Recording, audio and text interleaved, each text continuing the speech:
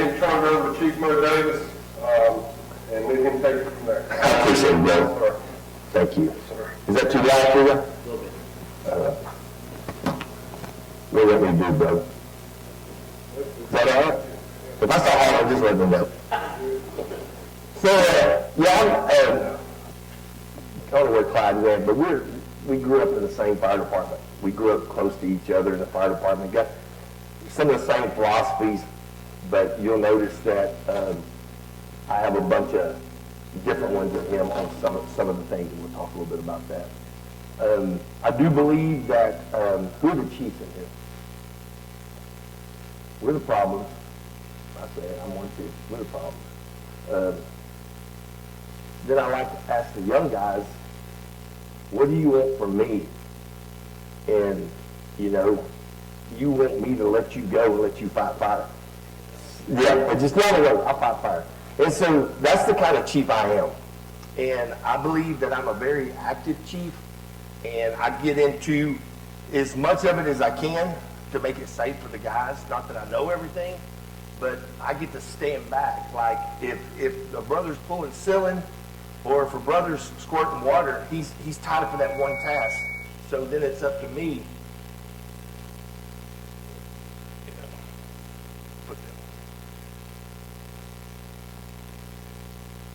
It's up to me to watch him, because I'm not doing anything other than watching him, right? And this right here, there's two types of chiefs, I think, in the fire service. You got this guy right here, who's hollering at this guy right here, and you got this kind of chief. And I think this is the kind of chief that we're supposed to be. I personally think that if I'm not as dirty as the guys working, I have failed them. And I have failed them miserably, because I put myself above them, and we can never do that. We have always got to be just as much engaged and involved and helping as they are. And I think by that, we make it a lot safer. I'm not an NFPA guy. I don't believe in NFPA. And I tell you when I'll start believing in NFPA is whenever they take vendors off the NFPA and let them tell me what to do, because they're making money off my back. I'm not a big blue card guy. They're making money off our back. I believe in keeping it simple. We cut holes, we search, we spray water, and that's what we do. And so that's the kind of chief that hopefully you get today. And this is what you should be. Here's a little bit about me, and I'll explain my district like yesterday. I'm District 68, so I made 255 first-in fires last year. I respond with District 28, so you can add that, that's 400, and then I'm second in with 83, almost 600 fires last year that my chief's car made. And you divide that by 4 shifts. So we're going to a bunch of fires.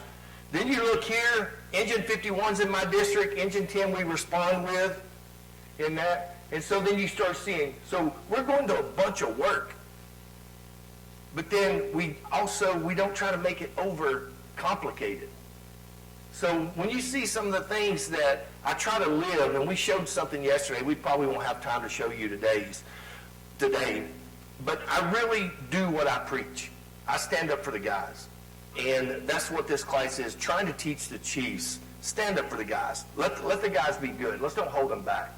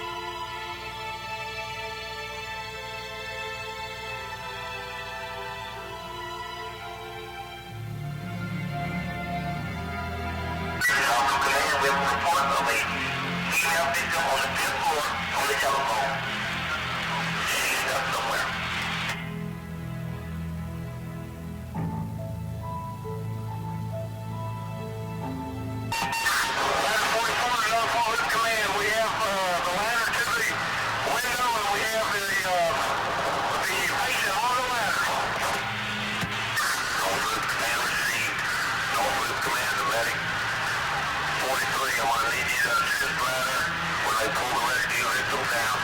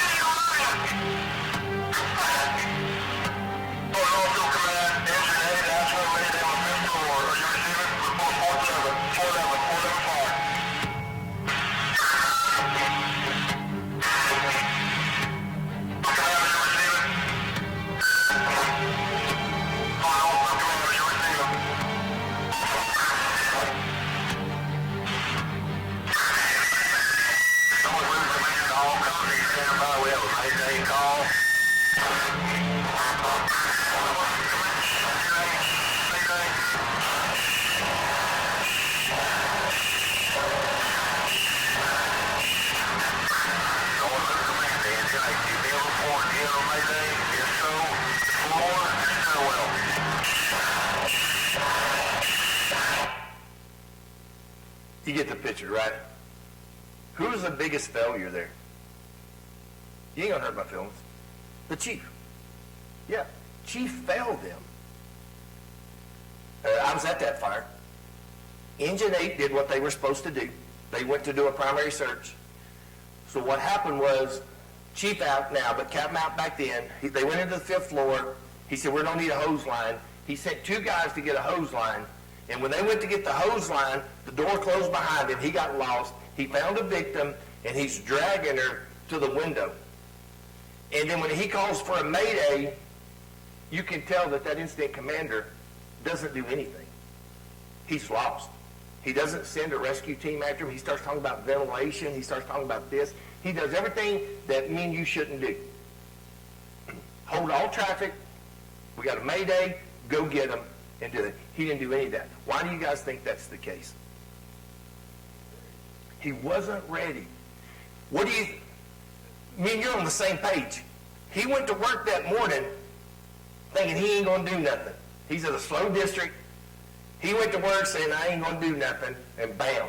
A lady was in trouble. She set that building on fire because she wasn't doing her job, and it got out of control, and he almost got some firemen killed. There was 2 other firemen, Shane Horsted and Brad Azenzi.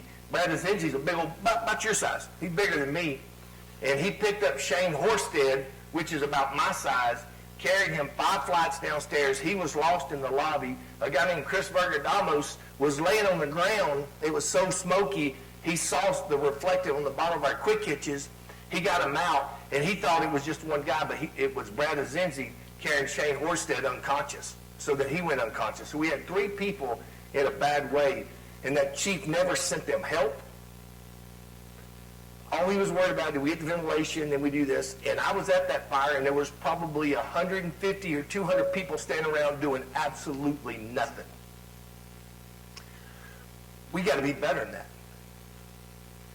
And you guys, well, you're a chief too. I ain't gonna say you. You guys should expect that from us. And we talked about this last night. How do we become that chief? We become that chief by working with them, training with them, being part of it. I can't go to my room and close the door and forget about those guys. I got to show some kind of vested interest in those guys. Because we have a tough job as a chief. And sometimes we have to tell people to do something that's very, very dangerous. And if we know the capabilities of our crew, we know who to send to what and who what to do. And then sometimes we might have to pull somebody back because we know them also. That's what this class is about. This class is about an incident commander getting involved, an incident commander who is, sorry, an incident commander who is capable of knowing what his crews can do. And it's also an incident commander like we showed you before. It ain't all about being pretty. Sometimes it's just about doing some work. And if we all do work, I don't know, and maybe you guys can tell me, I'm not a Bccc fan. I think Bccc killed the fire service. He did everything that we stood for, he took away. He didn't want us to cut holes. Well, we cut holes. He didn't want us to wear a uniform. He said, we wear uniforms. That's because we're all on the same page. And we talked about this last night. I don't care where you work, how big, how small, paid, non-paid, or anything, we're all the same. Everybody in here, we're all the same. It's just a different patch. And the sooner we start living by that, the better off we are. And as soon as we stop all of this, I'm better than somebody else, the better off we are. We've got to get away from everything and get back to the basic brotherhood of this fire service. And that includes people at our rank protecting the guys at this brother's rank and the captain's rank. And that's not asking too much. So and I think we're winning. Let me say this. I honestly think we're winning. We're bringing this fire service back. I was close to here, without mentioning names, a few years ago, and the chief told me I ain't going to do any of that. And then I'm thinking to myself, that's basic firefighting. If you don't cut holes, and you don't crank fans, and you don't squirt water, and you don't search houses, what are we here for? And it all starts at our level. And when me and you are good, the people under us are good. And we talked about this for a long time last night. We are type A personalities. We never want anybody to outdo us. If I worked with you, I would be intimidated to you because I've already heard stories about you. But guess what I would do? I would get in them books and I'd be like you, brother. And that's a compliment to you that you should never stop.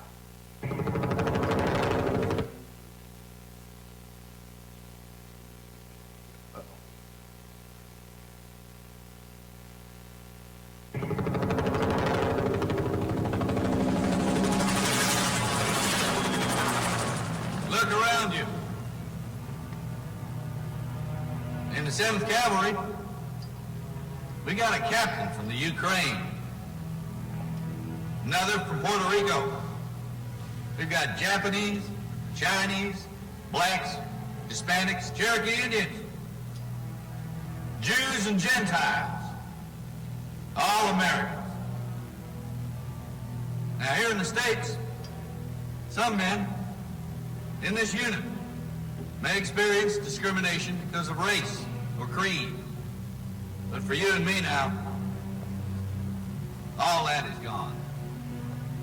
We're moving into the valley of the shadow of death, where you will watch the back of the man next to you as he will watch yours. And you won't care what color he is or about what name he calls God.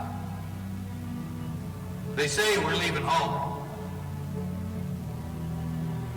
We're going to what home was always supposed to be. So let us understand the situation. We are going into battle against a tough and determined enemy.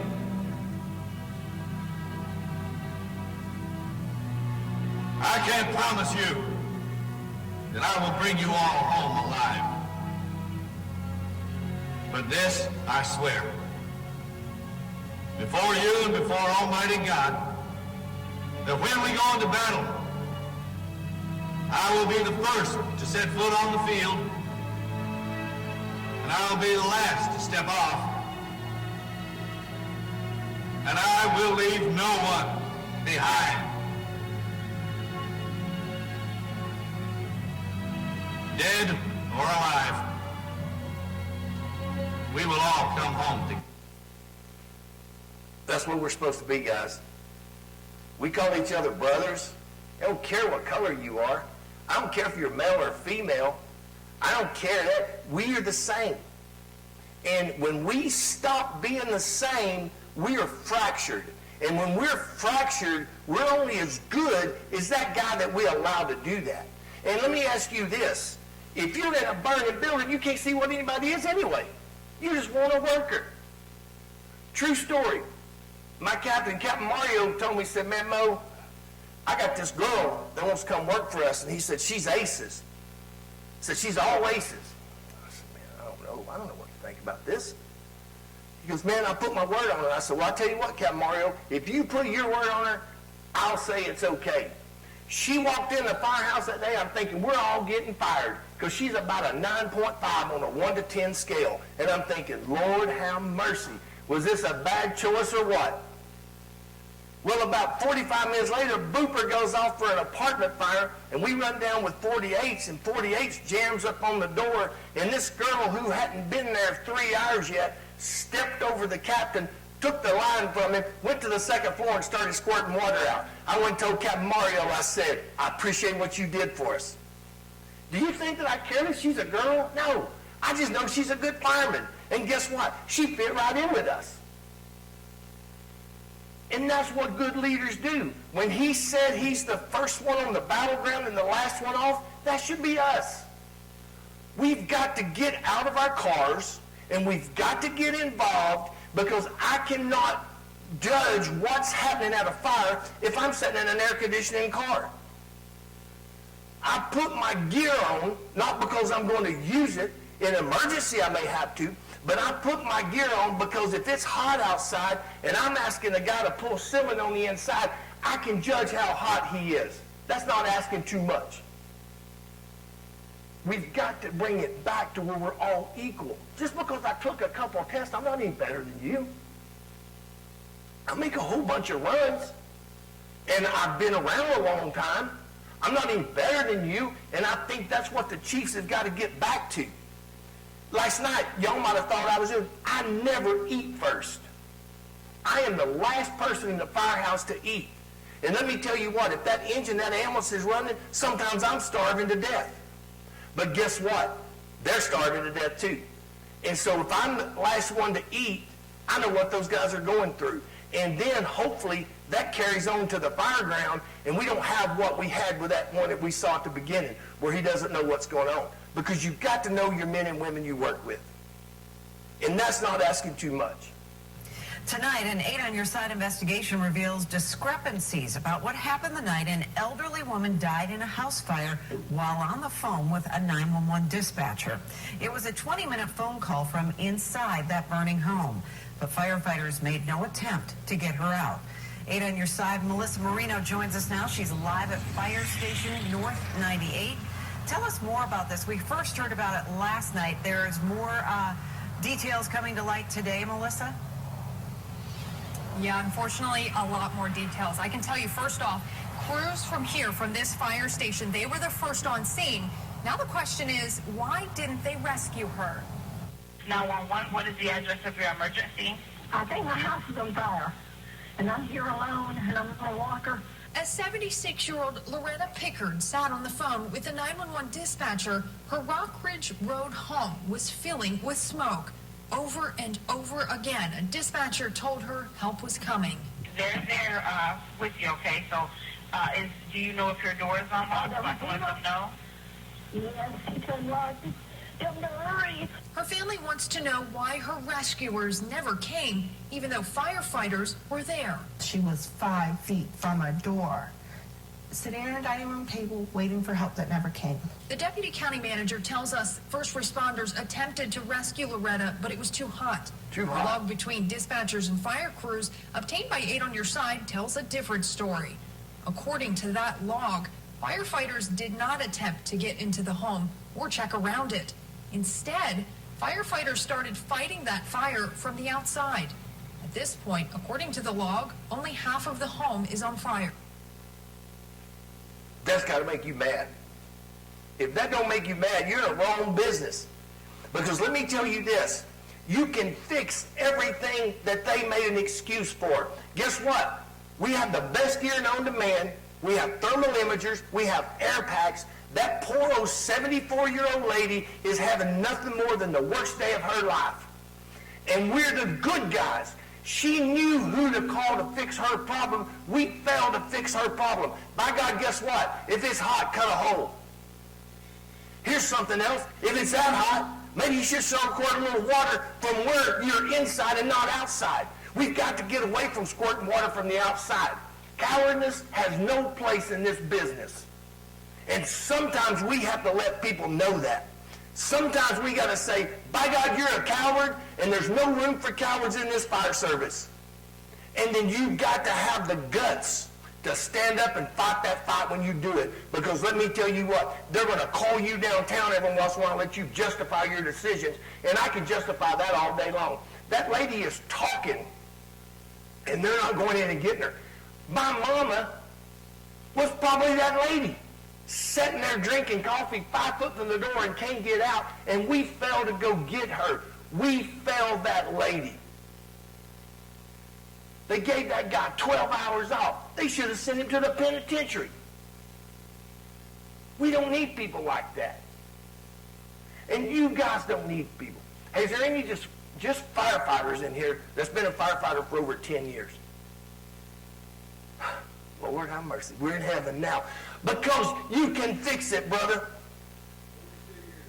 42 years? I like it. Well, that's cheap. 42 years. He can get that young brother right there and say, this is what we did in the 70s and 80s. By God, you better listen to it. Because we're going back. They took the fire service from us for a couple of years, and they tried to say that we're number one. Hey, let me break the news to you people. We're not number one. It's them people calling us. Hey, and we said it last night. I'm a firm believer in this. We tell little bitty kids in school, if your house catches on fire, crawl off in the floor and close the door and we'll come get you. How can we not keep our word to those kids? We don't spray water from the outside. Cowardness. We got to get away from it. Do we sometimes lose our life in this? Yes.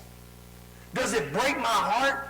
A great friend of mine was killed in a fire one morning at my fire station. Does it break my heart? 21 line of duties Chief Gordon and myself has been to in the Houston Fire Department. It breaks my heart. If you lose a brother, it breaks my heart. I try to call every city I hear a line of duty death. I call either their union or their city hall, and I say, I know what you're going through. My word doesn't mean nothing right now, but somebody's thinking about you. That's what makes us different. People depend on us. We cannot break our word to people. And they try to do that by letting cowards in our world. Cowards are not welcome in our world. You do not eat with me. You do not sleep with me. You do not go to fires with me unless you think like me. And I don't mean me as Mo. I mean us as a service. And that's what we got to get back to. Do you think we're winning it? Yeah, we're winning it. Because look what we have here on a Saturday afternoon. We have people that care.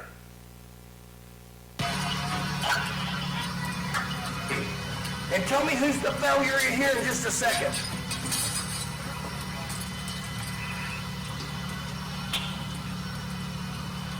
Commander Cruz, we're going to census. Commander Cruz, we're going to census.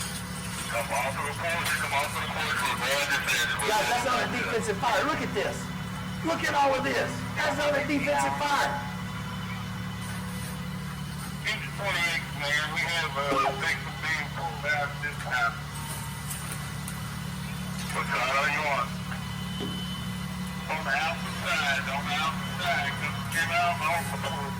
They're squirting water from the inside. They're working. I'm clear. Command Atlanta Fire. I switched from offensive to defensive.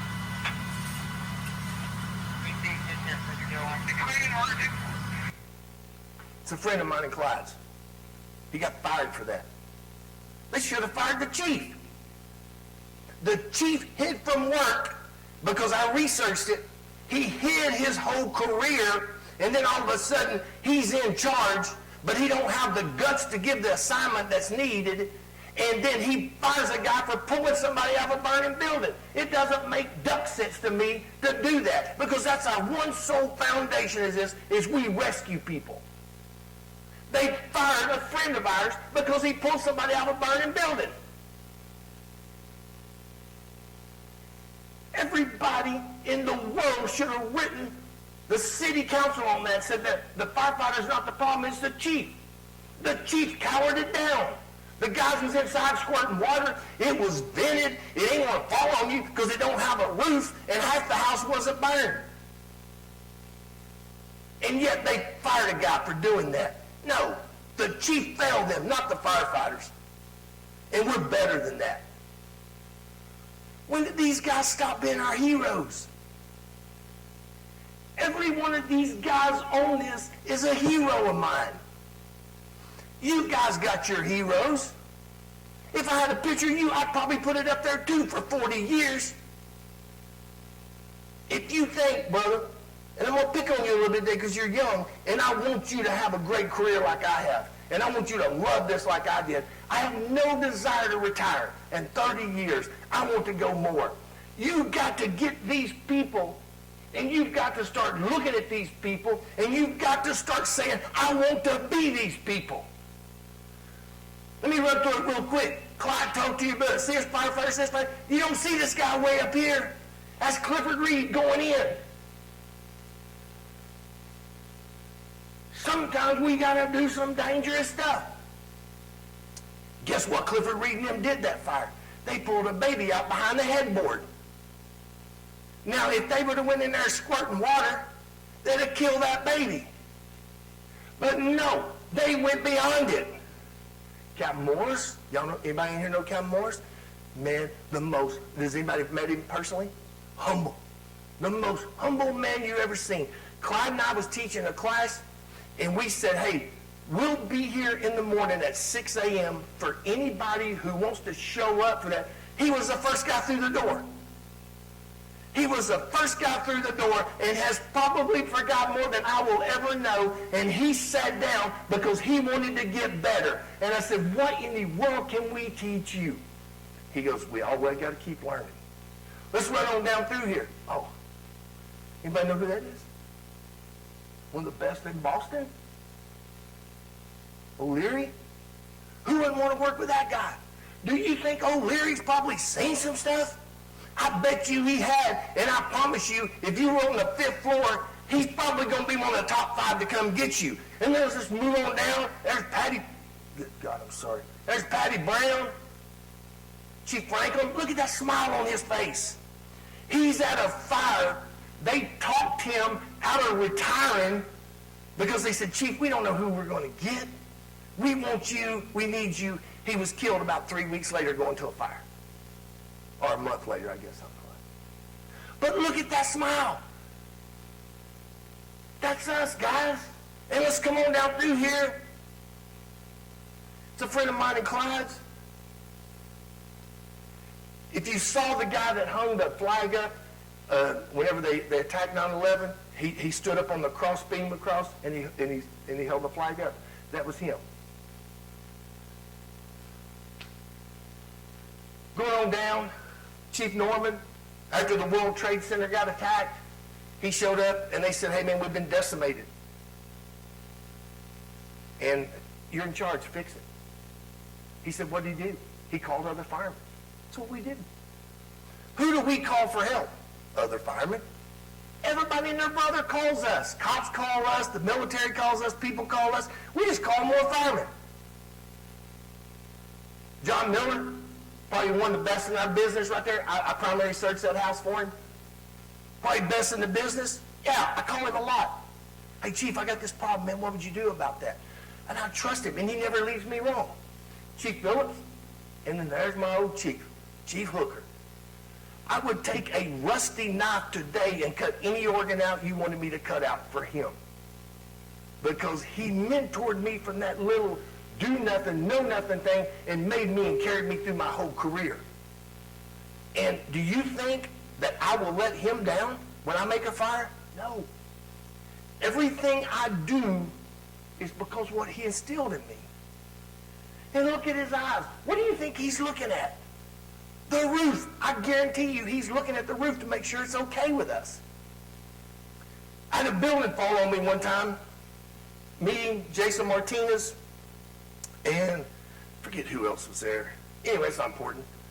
Jack Rubershay got me and pulled me out. I was scared to death. Everything was hurting, and I saw Jason Martinez. Man, get Jason. I think he's dead. Chief Hooker walks up. He goes, you okay? I said, yeah, man. I said, my back hurts. I'm scared. He goes, all right, we'll get back to work. These people deserve it. I was like, man, can you give me a hug or something? Anything's better than that. But what do you think I did? I just went back to work because I wouldn't let him down.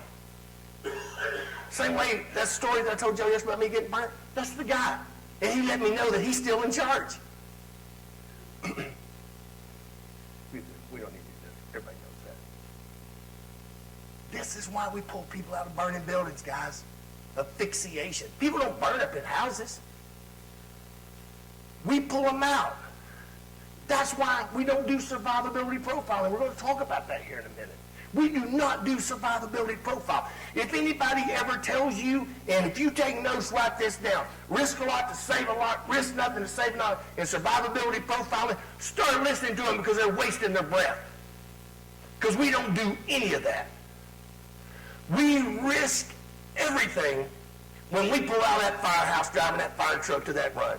Because guess what? We could get T-boned, we could wreck, we're risking it all. And then when we get on scene, we are risking it for them because we're supposed to. I raised my hand and took an oath to do that. They didn't recruit me. I was complaining one morning at breakfast about how tired I was to my mom and daddy.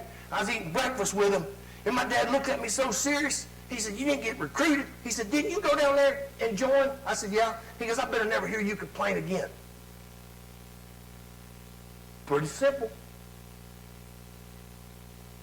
I lost that little boy on Christmas, man. He goes to bed thinking Santa Claus is coming. And that's what that kid wakes up to. And we have to fix it.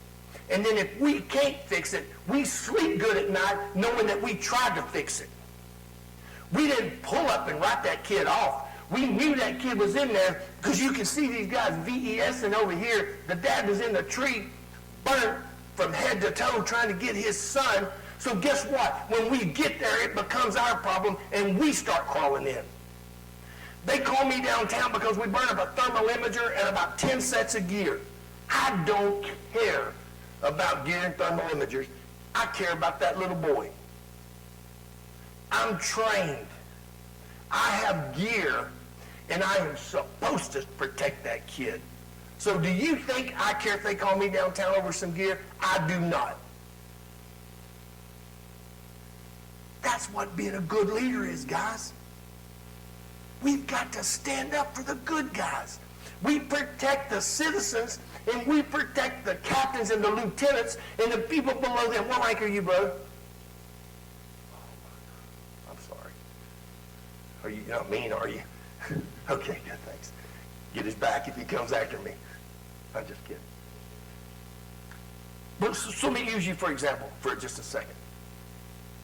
All joking aside. He's got a different priority than I do. The fire chief has a different priority than I do. The fire chief has got to run a department, manage a department, and make sure everything flows. And then I have to take care of the station life. That's my job. So I don't think like a fire chief. I think like a battalion or a district chief. And then he's the lieutenant or the captain. I don't think like him. He thinks like himself. And then we go down to you. And guess what? The chief and the assistant chief gives their expectations and SOPs and SOGs. We use guidelines because we deviate from everything. Then I take and I give this brother my expectations on fires. And then he trains you on that, and then he lets you go, I let him go, and I hope that the chief and assistant chief lets me go. We're two different worlds. And it works good that way. A kid dies in a fire almost every day in the United States. That breaks my heart. And then we have firemen. We have firemen complaining, well, you know, we lost 107 firemen last year. And I don't want no firemen to get killed. But guess what? We're dying of heart attacks. The state of Texas made us read something last month. Do you know where we're more apt to have an injury in the state of Texas than anywhere else? Cleaning the fire station. They want the fire station cleaned. So if you want to protect us to keep us from getting hurt, stop cleaning the fire station, hire a maid, and just let us go to fires. I don't want to talk about that. It's not important. Oh. I'm coming to you now, brother.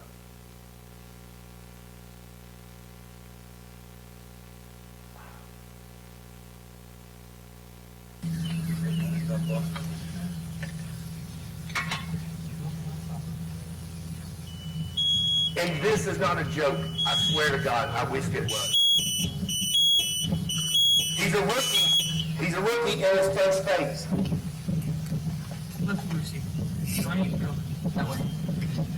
It's a department that surrounds us.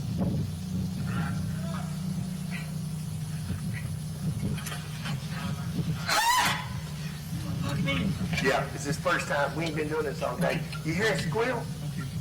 Come on, man. Stand up. Stand up. What's our time?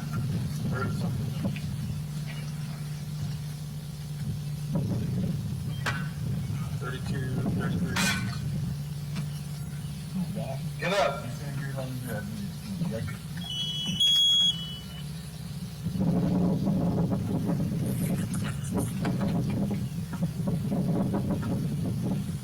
He already loosened it for you.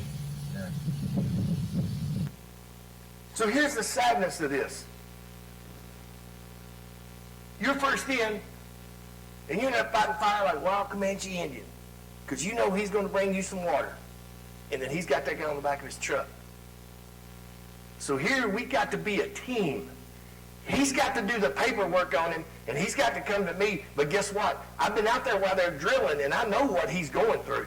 So then when I take it to the assistant chief, the assistant chief has got to have enough faith in me that I'm not going to just be that guy to get rid of everybody. I'm going to give everybody a chance. That guy don't need a chance, because that guy's going to get you killed. Because guess what? He's not going in. And you tell him to pull ceiling. If he can't open a hydrant, I promise you he can't pull ceiling.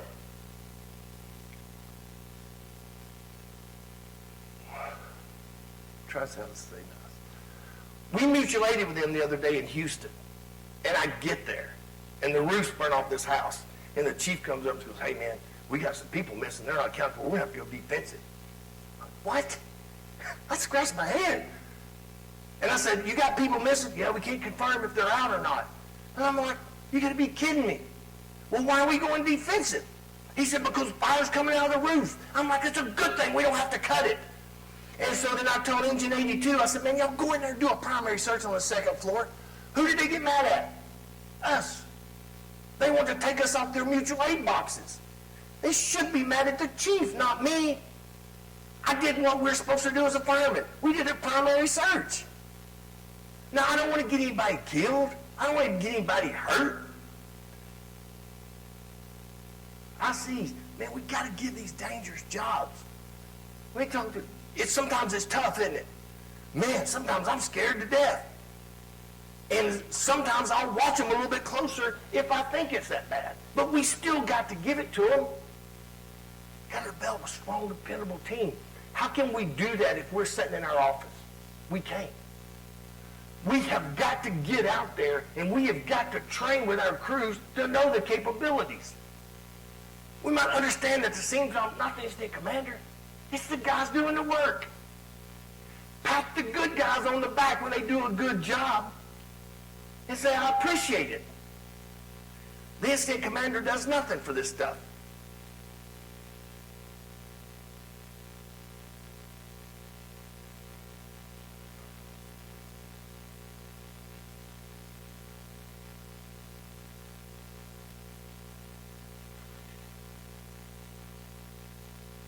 This is what I'm talking about. This is a scary assignment, but it has to be done. So the ladder crew is already on the roof cutting a hole. So look how much better things get here in just a second. See all this pressure right here? That leads me to believe that we got to cut it back here. Well, that's where the guys are at, cutting it right now. And look what happens. There's no way that pumper crew can get through there right now because it's probably cooking. And look what happens after they get through. There's a little safety officer doing absolutely nothing but listening to a radio.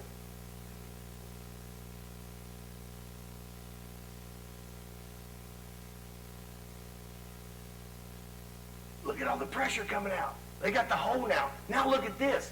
You could live in that. And guess what? These poor people that we protect are going to move back in this house. See all that pressure?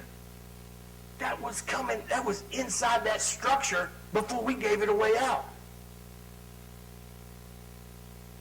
Don't think that that wasn't down on the floor if somebody was in there. So now look at Captain Baker. So this is, Captain Baker's the last one off the roof. So see him right here? Watch what he does. He's going to take a look back over here to the right here in just a second. See right there? What do you think he's doing? Bingo. Do I need to make it bigger? Has he got it? And then he's showing strong leadership. He's the last one off the roof. Remember we heard it first, I'll be the first one step on the battle, the last one step off. Same way with the roof. And guess what you should be doing as a good officer? You should be sounding it. And your guys should be following you. And then whenever you get there to wherever you're going, and you say, I'm going to cut a hole right here, you back off, and then you become his safety. And then guess what? That chief should be down there on the ground watching you too. Chiefs, what are you watching when somebody's cutting a hole? I watch their feet. Yeah, I want to make sure that that roof don't start sagging underneath them. So sometimes I might have to go up the ladder a little bit to take a quick look. And then as soon as I hear that saw running, I want to see if it's doing good. Because what happens if we cut that hole, but the smoke doesn't get any better? We got a rain roof. Or maybe the inside's decked.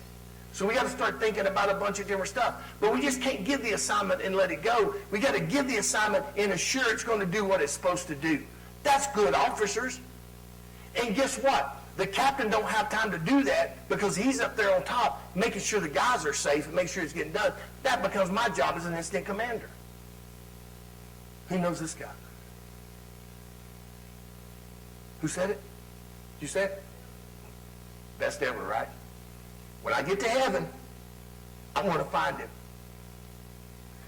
I study him almost weirdly because he was a true leader in the fire service. And if you young guys don't know who he is, start researching him because he was so far ahead of what a true leader is in the fire service that we didn't even know it.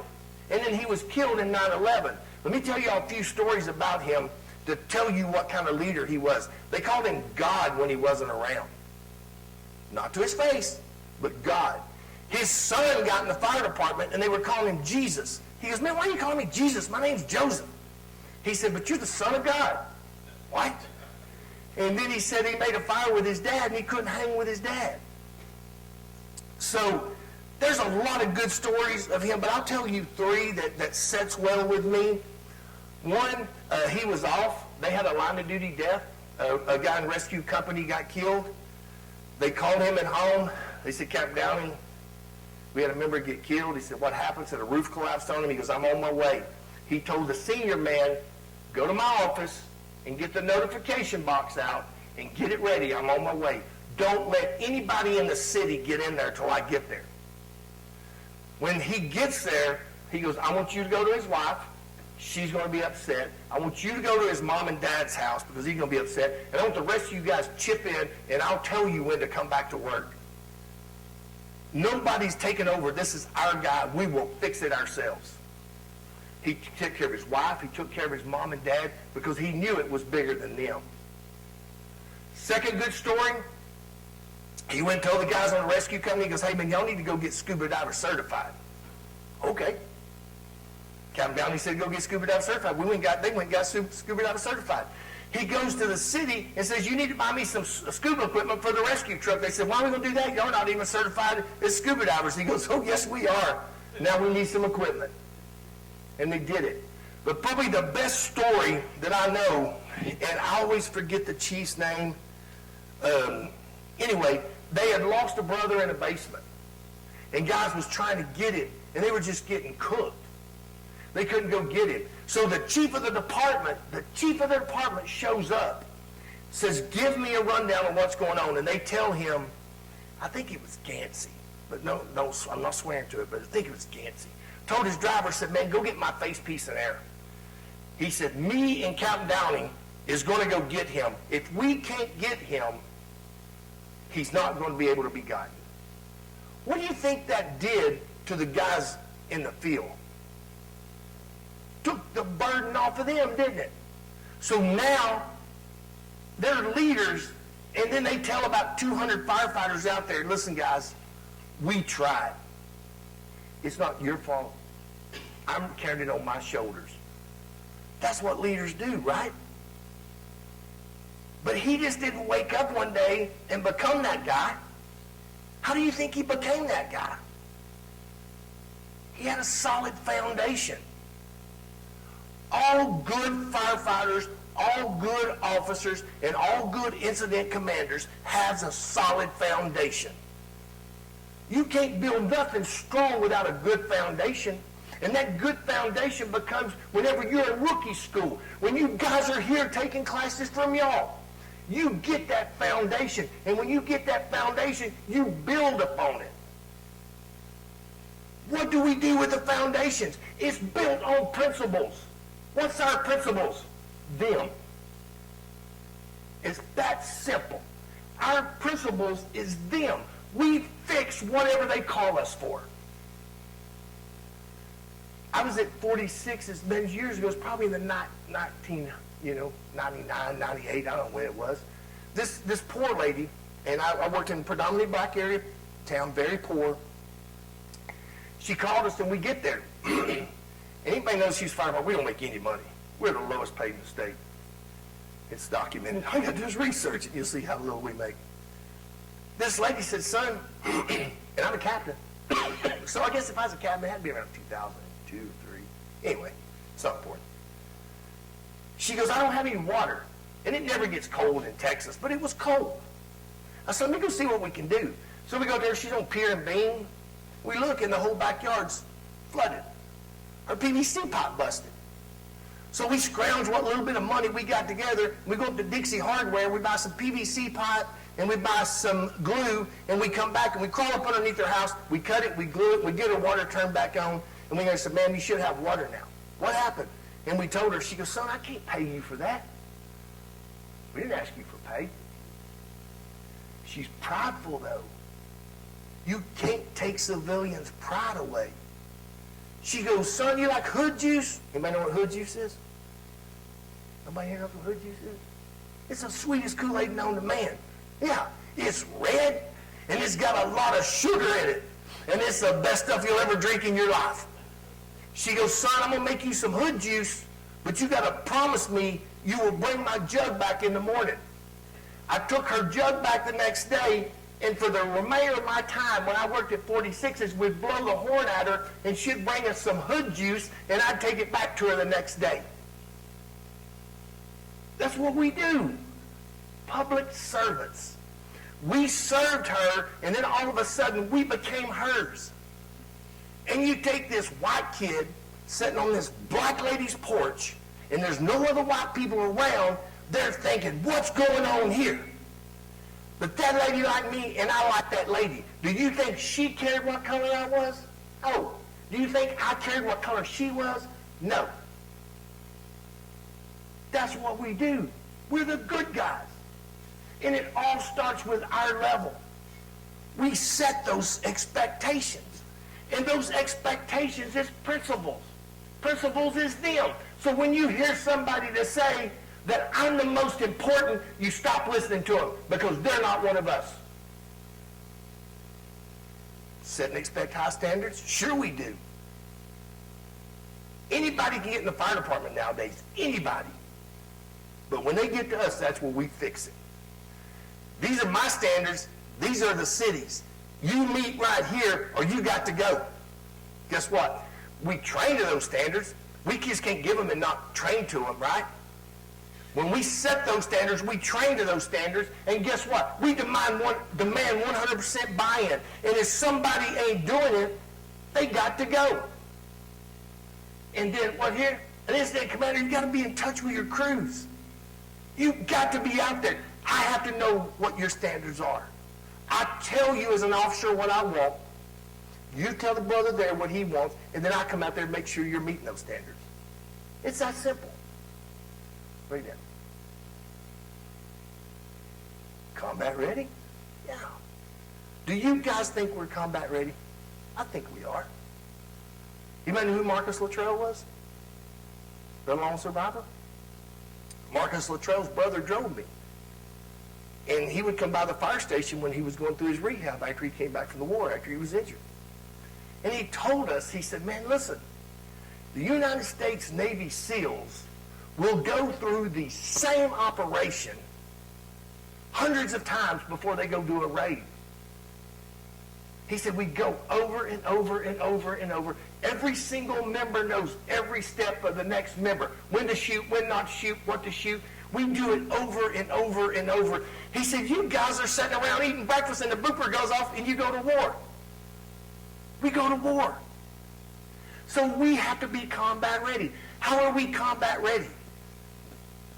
Because we prepare every day. And we go to a fire thinking we're having a fire. We don't climb on the fire truck and say, oh, it ain't going to be nothing today. We climb on that fire truck knowing it's going to be burning. And guess what? As we're going down the road, we're telling our heads people are trapped. Because guess what? When we hit that parking brake and people are trapped, we don't poop our pants because we prepared for it on that ride down the road. But if we climb in the fire truck and we say, we go to this address all the time, it ain't going to be nothing, and you round the corner, and it's blowing out the window like bed sheets, and somebody tells you there are kids in there, your back's against the wall. Well trained? Sure we are. Strong initial action? Yes. Who in here would admit that they're a pansy? Nobody. We don't lose. We were talking about this last night. Man, I've been married 35 years, and I love my wife better than anything in the world. But me and her can't play board games because we're both poor losers. And that's the way it's supposed to be. If we burn one down to the ground, we better be mad at ourselves.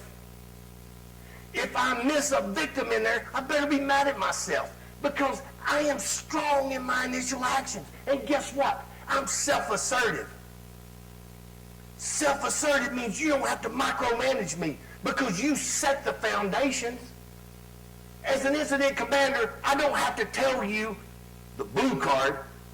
I want you to pull 1 3/4, maybe the number 2 cross lay, go to the back of the house, make sure you got a smoothbore nozzle on there. Finally, I don't have to tell you that because you're self-assertive. You know what needs to be done.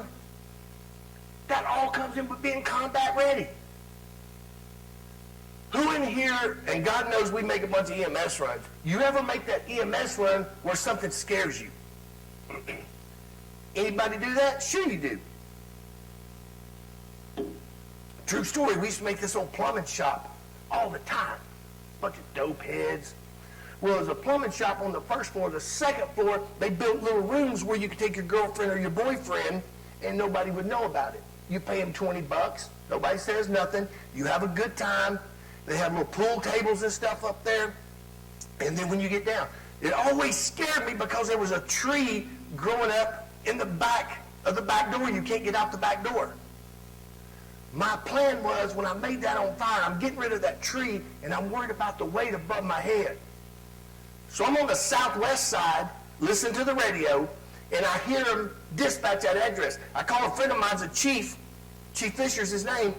And I tell him what I just told you about that building. He said, man, don't be effing me right now, Mo. I'm going to a fire. And hung up on me. I called him back. I said, hey, man, your plugs at Calhoun and Jarmeese and Mayflower and Cullen, you're going to need them both. He called me back about 3 or 4 hours later. He goes, how would you know that? Because it scared me, and I became combat ready on it. That's what we do. That goes back to those foundations that we set. We don't just make an EMS run and doctor them up and leave. We better be making mental plans. And we've also got to look at those. And I know you guys have them here just like we do. You have got to start looking. Whenever they change a house into like a basic nursing home, and they got all these, y'all have these up here yet?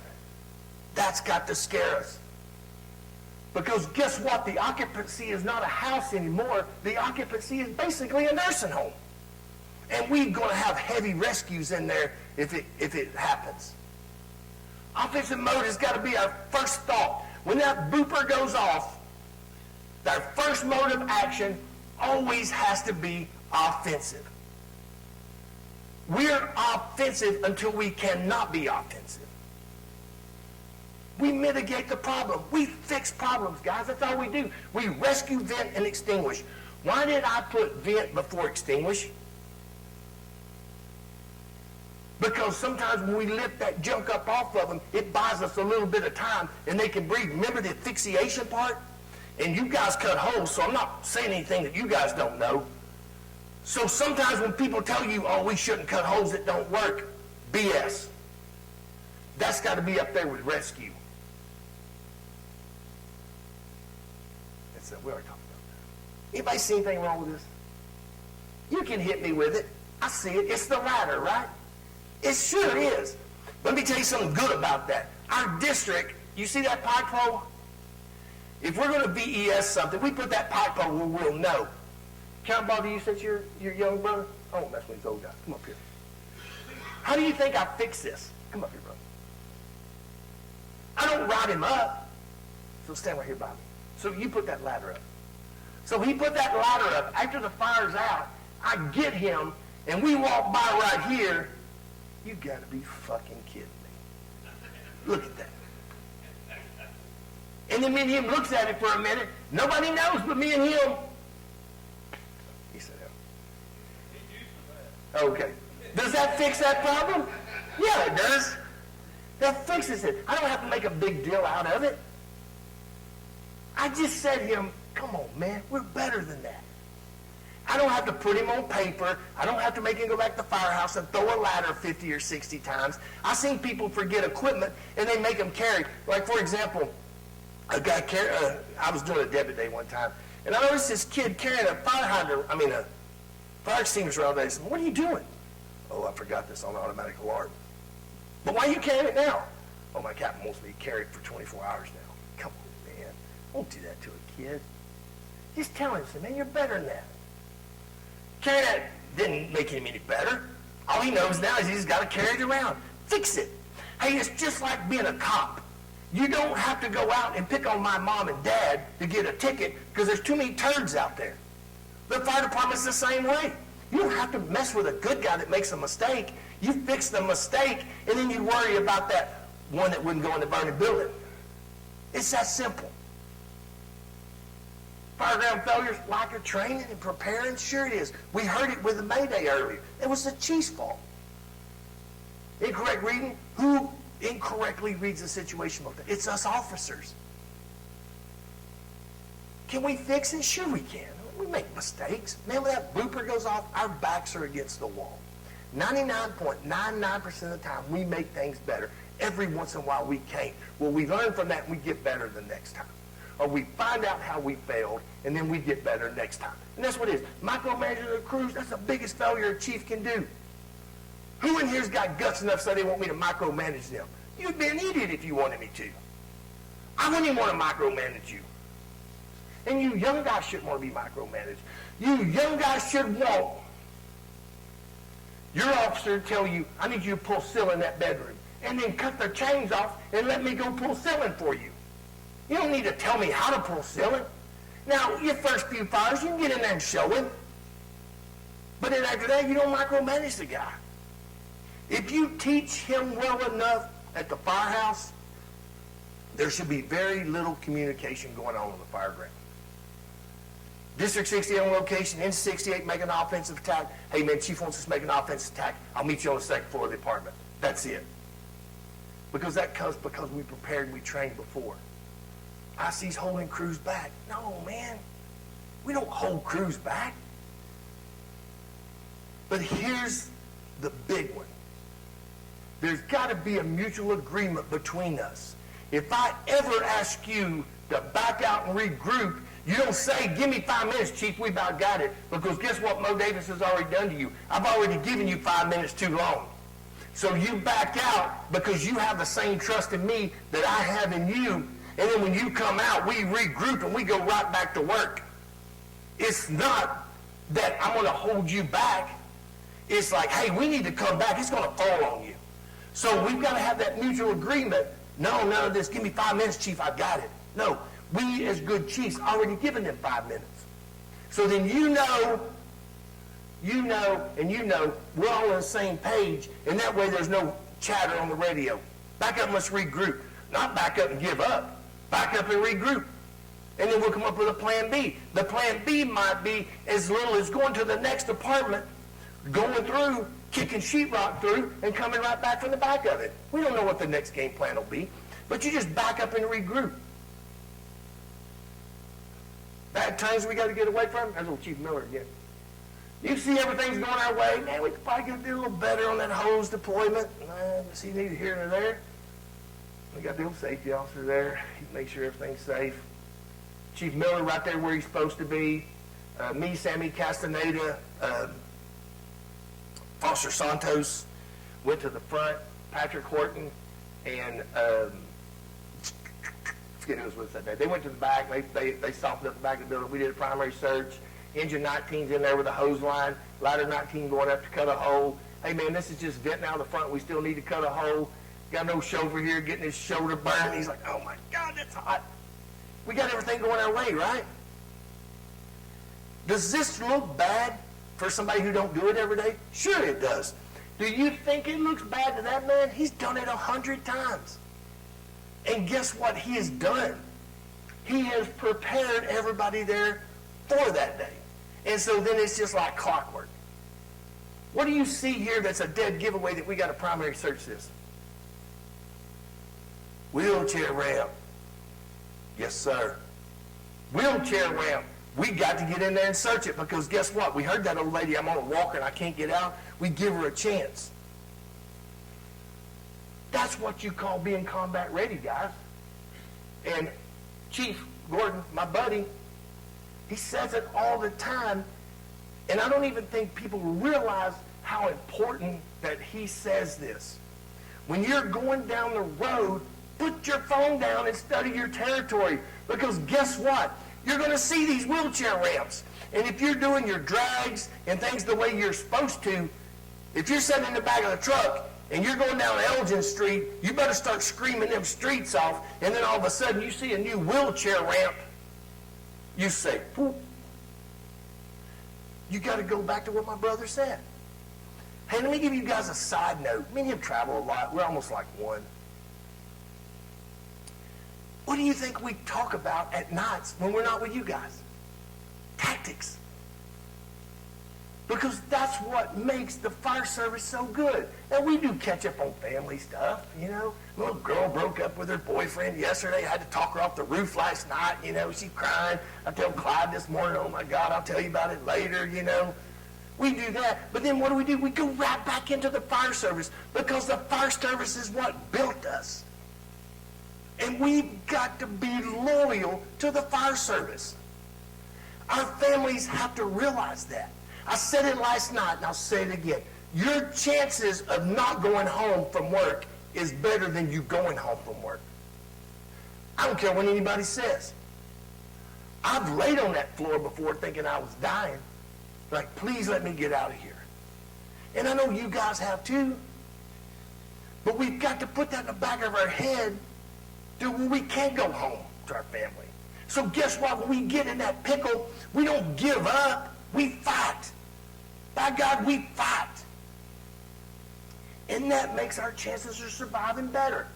You know, in rescue, it's not Mayday.com, whatever that is, rescuesurvey.com. It says fight for your survival. I'm not a big ISTA book fan. ISTA says crawl off in a corner and hit your pass device and hope for the best. Man, F that. I'm kicking walls. I'm kicking doors. I got my sledgehammer because when I was on the pump, I carried a big old maul because I was a big old boy. I'm beating everything. If I can't get out, they're going to know where I'm at.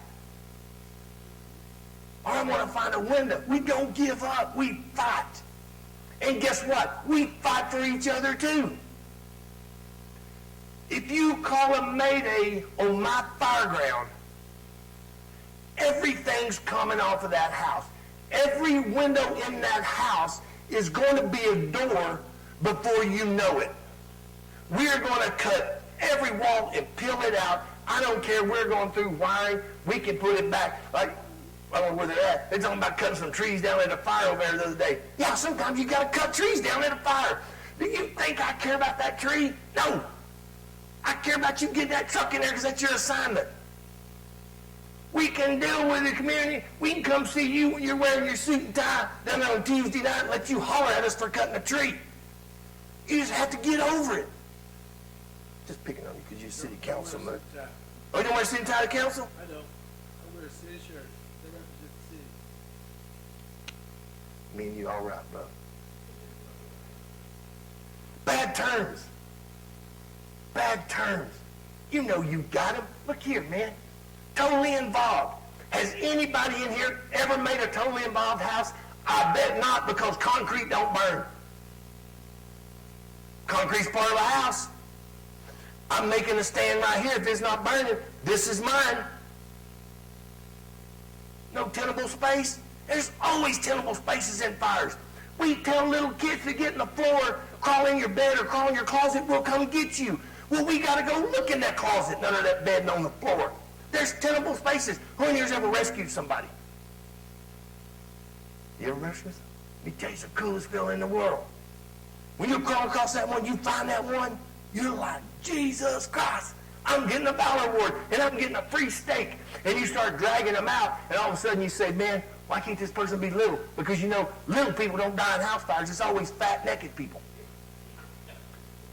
Am I lying? So you drag them out in the front yard. Honest to God, this happened to me. And I don't care how bad you laugh at me or not. I drug him out in the front yard. EMS got it. I went right back in there smoking. I'm like, fuck you. Dang it, I did it. I was so freaking happy. I couldn't wait to tell everybody I ever know.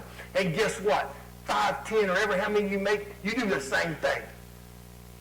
That justifies our being because we told them we would come get them. So then we got to get away from this tenable spaces. People are very, very smart when they're burning. They get under stuff. They get in closets. Vacant? How do we know it's vacant? Oh, I told you a story earlier about a little girl. I was debating the guy at Firehouse Forum, and he goes, well, I'm not wanting a vacant building for a homeless guy. What? Homeless people need rescued too? I just shook my head. We decide if something's vacant, not them. Abandoned? No, we don't know that. Survivability profiling.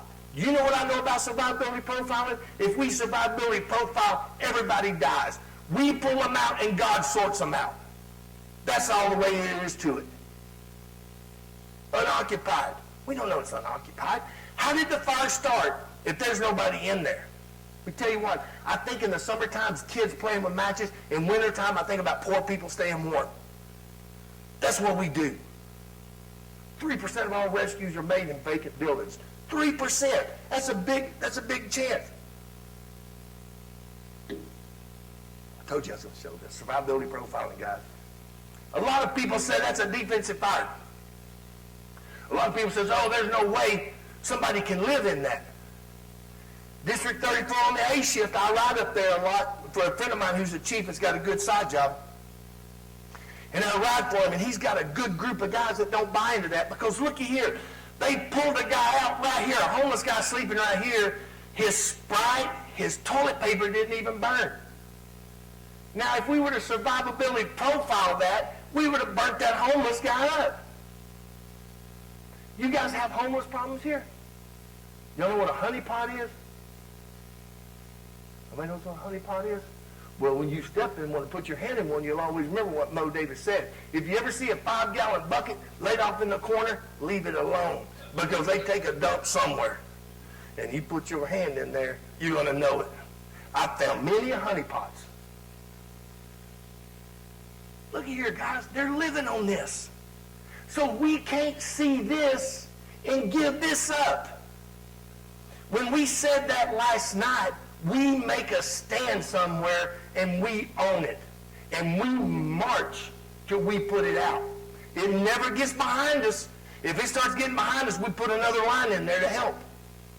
We make a stand and we protect that. Because looky here.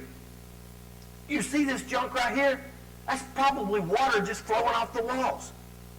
People can live in there. We give them a chance. Jesus for line of duty deaths, this was old, but I leave this in all my PowerPoints because it's so true. Lack of SOPs, it's not departmental SOPs, because I can promise you we got way too many departmental SOPs.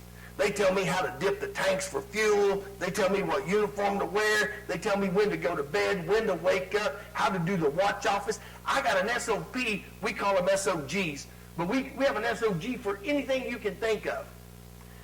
These are district level. It's mine and you, brother. It's where we say if we VES, we put a pipe pole up there to where we know they're VESing. So if they call a Mayday and they don't know where they're at, we know because you're the second in and you're going to run that. Where they at? Where they at? Oh, there's a pipe pole. That's a specific SOP for us. We need to get some of them to prevent line of duty deaths. Lack of leadership. Oh, you bet your ass. I'll bet your rear end. Man, sometimes I get mad and say stuff I don't mean. I spit. I'm sorry. I don't know if you know it. I'm a little bit passionate about the fire service. But I hope I never change. Lack of preparedness? Yeah. You know the only bad thing about mine and Clyde's job, teaching? We preach to the choir. Everywhere we go, we talk to the good guys. Why isn't there 150, 200 people in here? You're the good guys. But do you think we're going to hold back from talking to you good guys? No. But it's those guys needed. You guys are the prepared ones. You're the good guys. So you get this. Why don't everybody else get that?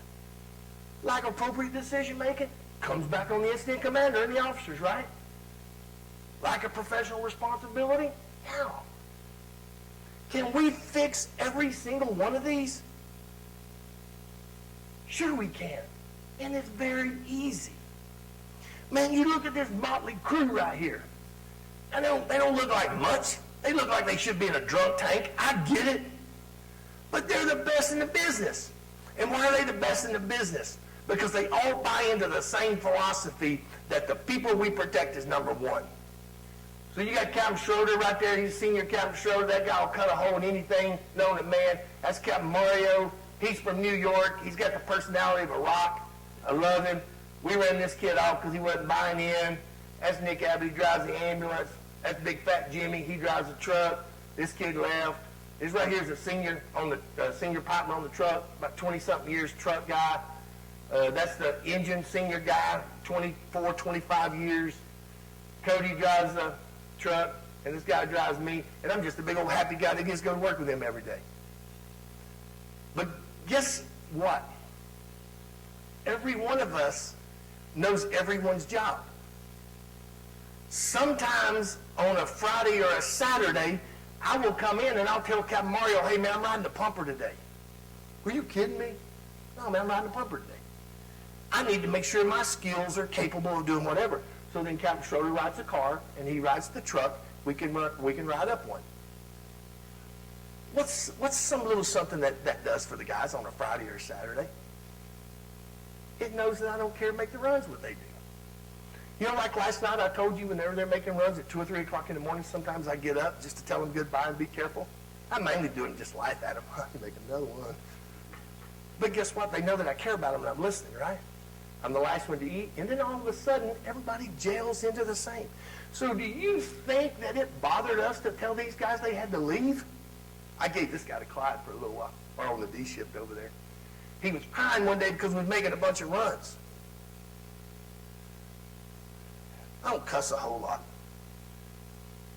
You gotta be fucking kidding me. We make runs. And I said, you're the youngest guy in this fire station. I said, I'll have you transferred by tomorrow morning. I said, you fucked up tonight. I don't have the authority to do that. But just so happened, they were doing a manpower balance. He's the youngest one. He got sent to 8s, and he thinks I transferred it. I ain't telling him any different. I didn't have nothing to do with it. So next time the chief says I'm getting you transferred, I bet that kid's going to be worried. But guess what? He didn't buy into our philosophy. Our philosophy is we're taking care of people. Strong situational awareness? Yeah. Hey guys, we got to know. We got to know our territory. You guys are doing it. You don't even know it. But when we're riding with you, we hear stuff, we're like, oh, they got it. They're on. Because that's what good situational awareness is. Oh, well, these are bigger houses down here. Oh, well, this happens. Well, all of a sudden, we know, and I'm bragging on your guys, brother, they got it. And I'm not saying that because they're sitting in here, but we ride with them and we hear it. Or we're like, whoa, that'd be a good one. You got some fire potential. Then all of a sudden, well, hey, what about here? What about here? You got to have that. Yeah, you got to have a strong incident commander. You don't want us to hold you back. Highly motivated crew, you shouldn't have to tell your guys anything. We was talking a little bit about that last night. Somehow we've got to come up with making those young guys think like us.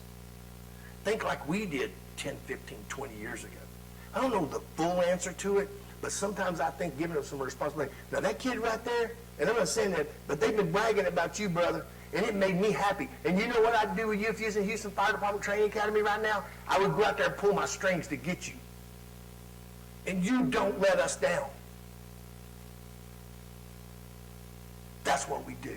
And guess what? We take that kid right there and we put him with somebody that maybe not so good and say, what's your name, brother? Canyon? Are you going to let Canyon beat you on that? You little punk. And guess what? Now what are we doing? And then we win because they're both good now. It's pretty easy. Huh? You didn't even know people talk about you, did you? Yeah, and you know what? You should be prideful in that. Because you know what? In 30 years, you should be where I'm at. And I hope you love this job like I did in 30 years. Because it's about 30 years ago, well, I was a little bit older than you. About 30 years ago, I was in the same place you were, and I was jumping on nails to make a fire. And then I made my first one, thought they were trying to kill me.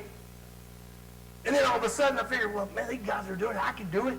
And then all of a sudden, I get around Captain Reed, and I don't even know what I can do till I get around Captain Reed. And if anybody don't know about Captain Reed, we'll tell you after class. But Captain Reed would take you places that you didn't think you could go. And the reason he would do that, I should have worn air pack a lot more. He would do that to where you knew that you thought you were going to burst into flames, that you still had a little bit left. And so let me tell you kind of officers I had growing up. We never showed our weaknesses. And you know, in Texas, it's hot. We were in an apartment fire one day, mid-afternoon. We've been fighting fire forever. And a guy named, forget his name. He said, man, Mo, if something happens to somebody, they're going to die. I can't get them. I said, man, I can't do nothing else. Well, Captain Zapata sees us dragging. Captain Zapata was a prideful man. Captain Zapata says, are y'all all right? He said, man, we can't go no more. We're about our third or fourth bottle. Captain Zapata told Mr. Scott, he says, go find an apartment not burning. So he took us all to an apartment that's not burning. He said, catch a knee. We thought we were going to get in trouble. So we caught a knee, and then he let us sit in there for about 10 or 15 minutes. He said, is everybody good? He goes, yeah. He said, we're going to walk out there. We're going to walk past everybody laying on the ground like they're dying, and we're going to go get a drink of water and tell them we're ready to go back to work because we're men and we come to work. We did it because we had that much respect in him. Aggressive tactics? Sure you do. You've got to have aggressive tactics. You guys have them. We talked about them. Talked about cutting a hole in that. I wish the chief was here. We could tell the story where he's beating on that because I thought it was kind of funny that he told on himself. It's what you got to have, brother. Built on incident needs. Now, we don't go destroy somebody's house just because it's cool to cut a hole. We've got to figure out what it is, right? If we got a little fart fan burning in the bathroom, we just go in there and handle it like a fart fan burning in the bathroom. And then if it's burning in the attic, then we handle it like the attic. What aggressive command's not? Guys, it is not recklessness. No. This job's too dangerous to be reckless. It's not untrained. We train on everything. Every possible thing you have in your district, you should train them. You got to learn to swim, brother. I'm telling you right now, you got to learn to swim. Make that next year's goal. Learn to swim. It's not unplanned. It's not taking unnecessary risks. And it's not put into operation without a backup plan. Everything we do has a backup plan. If plan A don't work, plan B is coming into effect. And what aggressive command is, situational awareness, plan of action, built up backup plan. This is just based, I'm going through that fast because it's about well-trained crew, involved IC.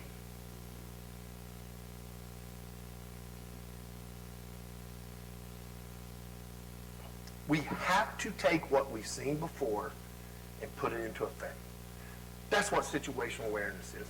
Situational awareness is if I pull up to an apartment fire and I've got fire blowing out down here on the left and I've got black smoke pouring out down on the end, I know where it's going. I've got to stop it. Or if I've got a building going to collapse, I have to have a plan to fix that. Oh, look at this. Oh, my God. And then I'm going to tell you what situational awareness is right here. Hey, what time is it, brother?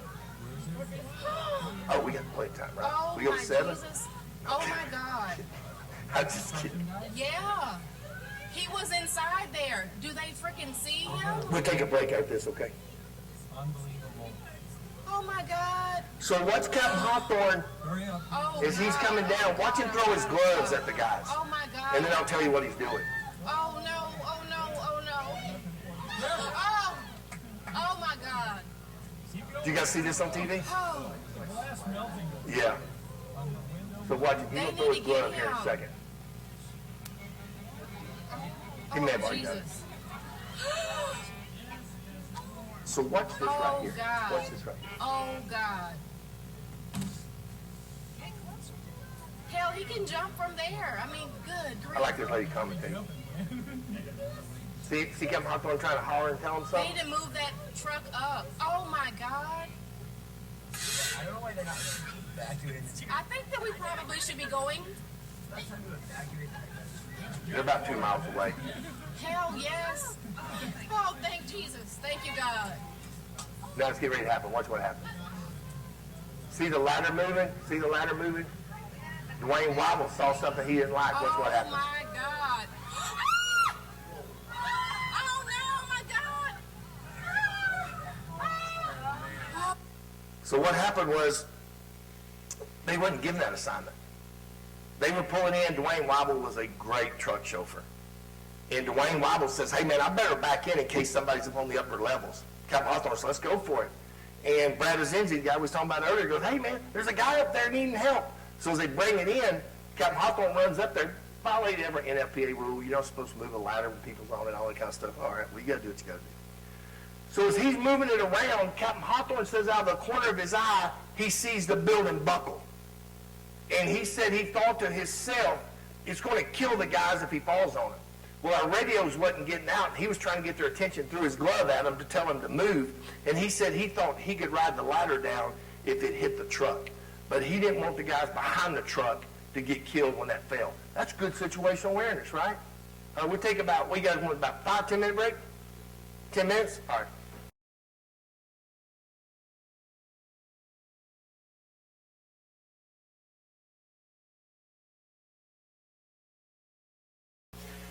So here's a question for you before we go. How do we hold officers accountable? Do we hold them accountable? Sure we do. You hold me accountable, right? You expect me to be good. So how do I, as a chief, hold an officer accountable? Just like I do a firefighter. If he's the weak link, we don't need him. Hey, and I told the guys last night, and this is just the way I was raised. I was raised good. My mom and daddy loved me more than life itself. But if I screwed up in a store, I got tore up in the store. I didn't wait till I got home in privacy to do it. So that's the kind of officer I am. If you screw up on the fire ground, and as chief, as my buddy, I call you out on the radio. Citywide's going to hear it. And that gets their attention quick. And guess what? Sometimes we have to do officers that way. Last week, we were at a multiple alarm, and it's like 6 o'clock in the morning, 6:30 in the morning. We're just coming on duty. And this guy comes up like this. So I thought he'd been working all night. And I said, Captain, why don't you have your gear on? Man, I'm tired. I'm like, okay, everybody's tired. Were you up all night? No, we're just coming on duty. What? I said, man, get your crew and walk across Richmond Street and watch these firemen work. Because right now, you're not a fireman to me. You're just somebody wearing a fireman's shirt. So I put him across the street, and citywide, District 68 to District 28, I put ladder 28 across the street to watch the work being done because he's tired. Citywide. And I hope it embarrasses him. Because it should embarrass him. Because guess what? These guys doing all the work depend on you. And guess what? You should do me the same way. If I'm the weak link, you should call me out. You should have guts as a captain or as a senior captain or lieutenant or whatever you're called to call me out too. If I'm the problem, you've got to call me out because we're a team. And it's a two-way street. Now, I don't think that a young firefighter should question my tactics on why we went defensive or why we went this or why did you ask me to do this. If you're legitimately trying to learn why we did it, I'll teach you all day long, but I don't want you to call me out just because you didn't think we should go in a burning building. Well, yeah, we go in burning buildings. So it's a two-way street. We've got to call officers out just like we call firefighters out. And as a chief, that's our job. Our job as a chief is to make sure everybody's on the same page. And then it's okay for guys to question us if we're not on the same page. We have to be thick-skinned in this job. This is a tough job. And guess what? Sometimes you have to ask officers to leave too. If officers, remember that slide where we said we have to have a 100% buy-in? 100% means all of us. So if the officer ain't buying into it, he's got to take a hike down the road too. And we ask him all the time. And you know what irks me more than anything else in this world? Is an officer that will stand there and squirt water inside a window while somebody's in there working. Then we got to call that officer out.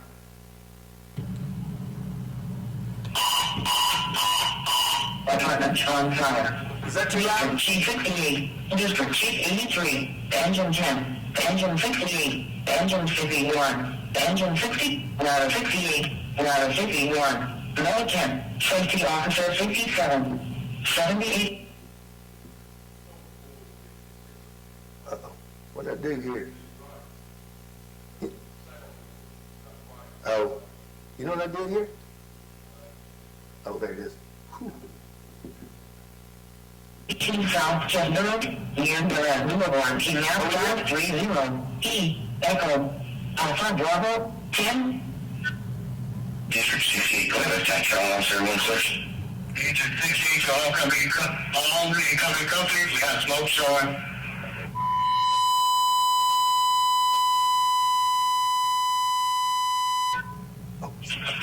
All companies, making department fire at 7018 South Kester, nearby facility building number 3. Thank you, brother. We're getting multiple calls and they have smoke showing. Your tank channel is going to be Southwest Tac 11. Southwest 11. Agent 68, we're on location. We got a 2-story apartment, fence roof, 30 fire, air smoke showing. Coming from the courtyard. All units in the department fire, switch over to Southwest Tac 11, Southwest 11. Agent 68, we have a possible victim in the 2nd story. Received victim on the 2nd story. Agent 68, switch over to Southwest Tac 11. District 68, I've got a location. I got smoke and fire from a 2-story. I got Agent 68, looks like they're in emergency rescue mode. That's correct, that's going to be a 3-story. Agent 10, let's go ahead and make an offensive attack once we get these people out. Oh, you see, go ahead and get into 11. Ladder 51, see what kind of ventilation we're going to need when you pull in there. Agent 51, pull it back up one. Ladder 51, Ladder 51, looks like I got Agent 68 emergency rescue mode, that air surge up there. 168, Ladder 68, can you come in and start primary search on any of these rooms you get in? I'm going to get rescue 10. You better start rescuing some of these people out of these rooms also. Rescue 10, can you start primary search on those adjacent apartments? Clear on rescue 10 on primary. Ladder 51. Correction, Agent 51, when you get that backup line, it looks like Agent 68 is trying to cross through that window on the 3rd floor. I think they're telling me that people up there need to take a line to protect them. Agent 10, what's that, Robert? What did you say there, Agent 10? Agent 60, my location. Agent 60, can you lay a supply line into Agent 68? Looks like they're going to be attacking off their engine. District 83, I'll see. OEC, can you and ambulance 68 to this? Well, you think you want to provide, we're going to drop 10 pretty low. District 83, could you take Charlie? Hey, all units on location that's not down the silent, go ahead and start laddering this building. Put ladder up to the 2nd and 3rd floor. District 83, could you set your grace accountability? We don't have a grace on District 68. Yeah, I've been lying to you. Set it back. Receive, thank you. Safety 57. Safety 57. Could you go on the C Charlie side and just tell me what it looks like? It looks like this is already extended into the adjacent apartments. Just let me know what you guys are going to need back there. You said that for me, right? Yes, sir. I'm going to get safety to check the D Delta side as he goes by. Okay, I'm getting multiple floors of children trapped on the 2nd floor. Active rescue. I've got 2 buildings heavily involved. No others. That's received. Yeah, just as soon as I get these 211 companies here, I'll assign them to you. I got a couple people in emergency rescue mode back there. Rescue 10 and ladder 68. Ladder 51 to come in. Do those you do have exposed power lines on the back. That's received. I need safety to go ahead and mark those off for you. OEC, can you get the power company headed this way also? Received power company. Commander, we're going to send your 211 companies to your MDT. That's received. Thank you. Go ahead and start to get me some more transport units. They're telling us that we got several kids trapped out here. That's not confirmed yet. Received. 2 additional BLS? Yeah, right now that'd be good. You just throw an ALS on there also. Received. Agent 58, all companies on the house attack. So not because that was my district, but you see the difference in that fire than the one with Chief App. So as an incident commander, I think it's very important for us to stay up on what's going on. And we still got to give assignments. We can't be playing catch up. And so we knew people had trapped. We knew we had to protect them. We knew we had to ventilate still. We knew we needed a water supply. We went back to the very basics on that fire. And then it turned out pretty good. We got a whole bunch of people out. We did lose one. But that's what incident commanders do. Incident commanders, you've got to stay ahead of it. And did you hear when we called the 211 kind of early on that? We knew we were going to run out of companies quick. And we ended up going to a 411 on that because all of the emergency rescue modes on water. But from the first incident commander, who was talking about nonsense, then that, what makes you think that this one was different? Because we went there in the mindset that we were going to do that. And if you always go there in the mindset that you're going to do it, when it happens, you're better off than playing catch up. Guys, Maydays happen. How do we doctor and prevent and activate if a Mayday happens? Well, first of all, we got to avoid them. We got to plan and train for them. We got to mitigate them, and we got to do it. So here's how we prevent Maydays from happening. We soften buildings. So let me say this, just like everybody else in the country, we got our bad stations too. And you're going to see a terrible one right here. They don't know how to get the burglar bars off, but that's why we assigned them that, where they'd stay out of our way. So as you watch this, just know that that is a very terrible station, but we had to get them to do something.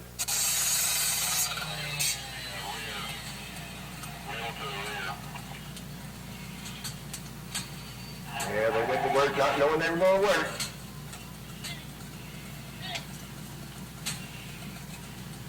Hitting like a little girl.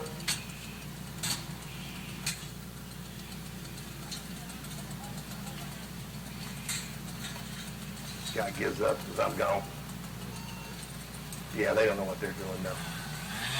They have no idea what's going on. Yeah. It's 33's class. Yeah, they work in a medical center. Yeah, they never make fires. So here's the oh shit.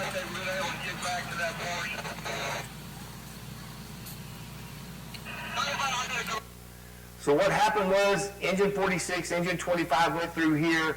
Our philosophy is take all burglar bars off, open up all doors where we can get out in case something happens. And the reason we started doing that is Kimberly Smith. Kimberly Smith got killed in the McDonald's fire back in the 90s. And she was maybe from here to that wall from the back door. If we would have opened the back door, she would have probably got out and lived. So a little side note, she was a true hero. The first collapse came down and killed Louis Mayo instantly. She took her wire cutters out and was trying to cut him out.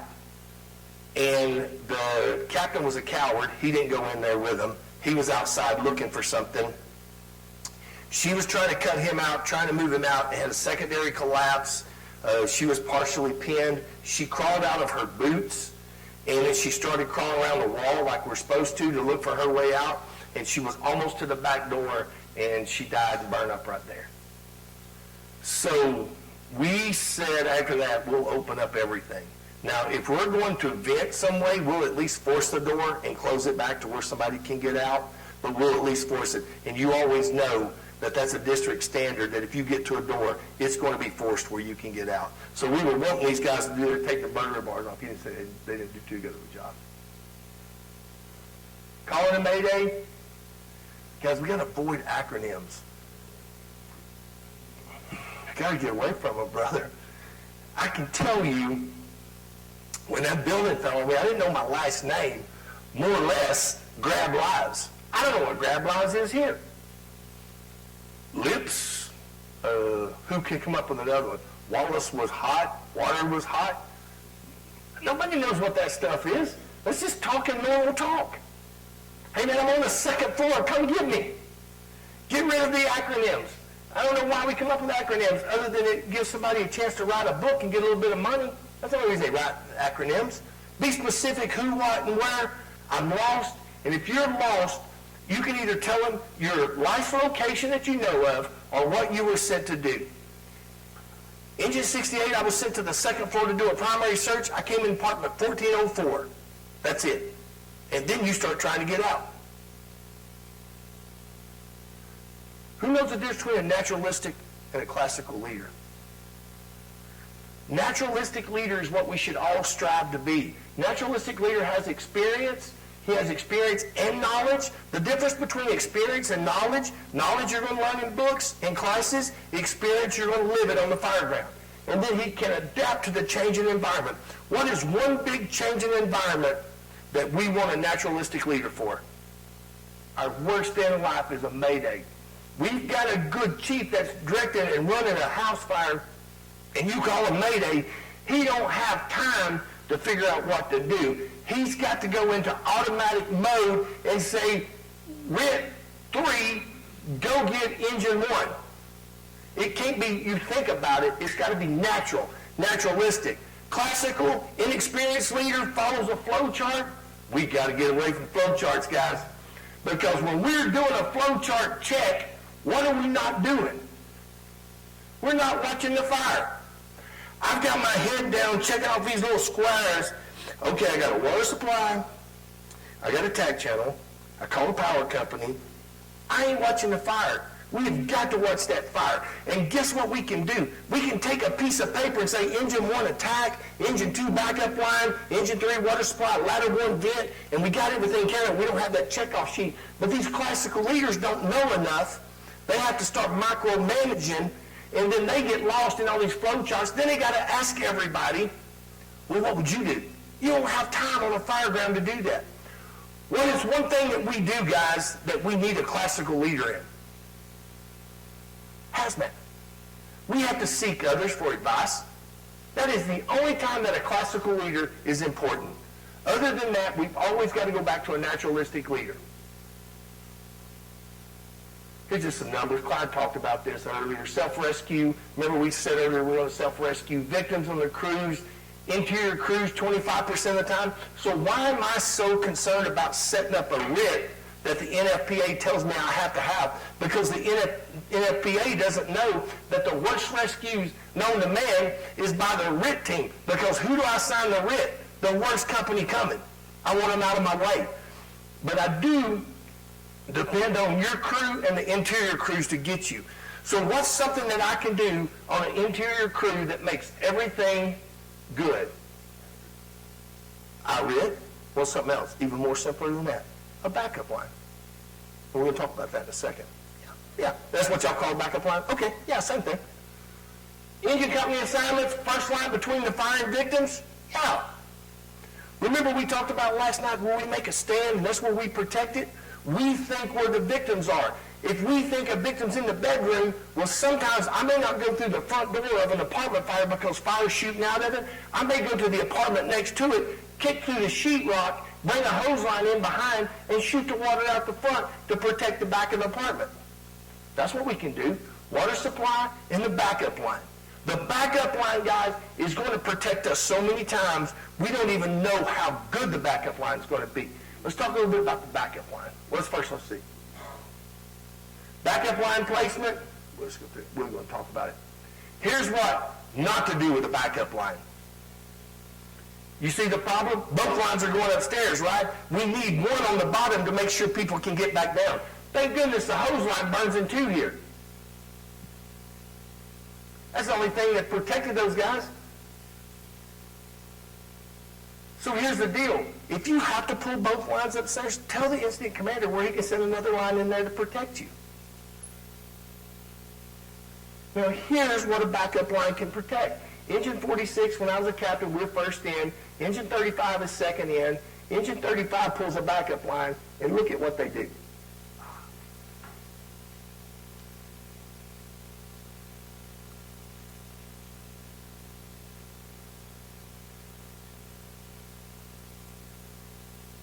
Uh-oh. You're not going to see it.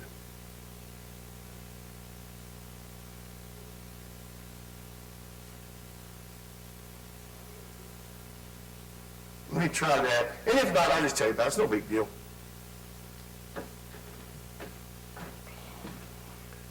I'm lucky I got this far without any problems.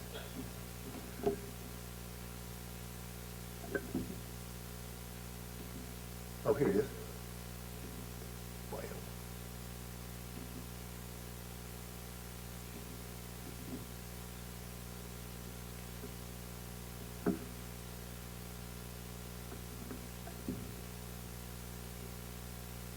That's no big deal.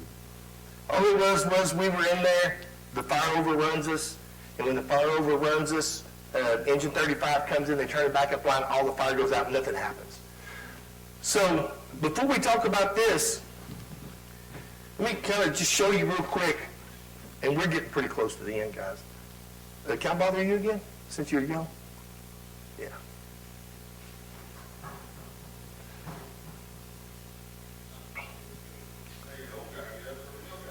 I know, my bad. You did that on purpose, didn't you? All right, so me and him, I'm first in. I'm over here fighting fire about right here, and I'm working, and I got it good. Him and his officer comes in. They don't run up our rear end. They come up, and they just set off back here to where they can protect us. If something happens to me, he can turn his line on, or he can come up there and get me out. That's his whole side. He's like an interior RIT. So here's what happens. Then the truck crew comes in, and the truck crew goes over here to do a search down the hallway.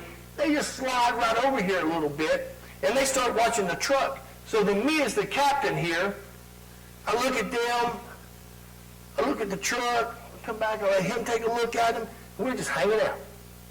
And if everything goes good, when it's out, we just go back out and load the hose up. But here's the problem. If the chief tells us to evacuate emergency, or they get overrun, or it flashes over on us, or somebody gets lost, he immediately turns the light on to the ceiling and starts sweeping the roof. Why is that?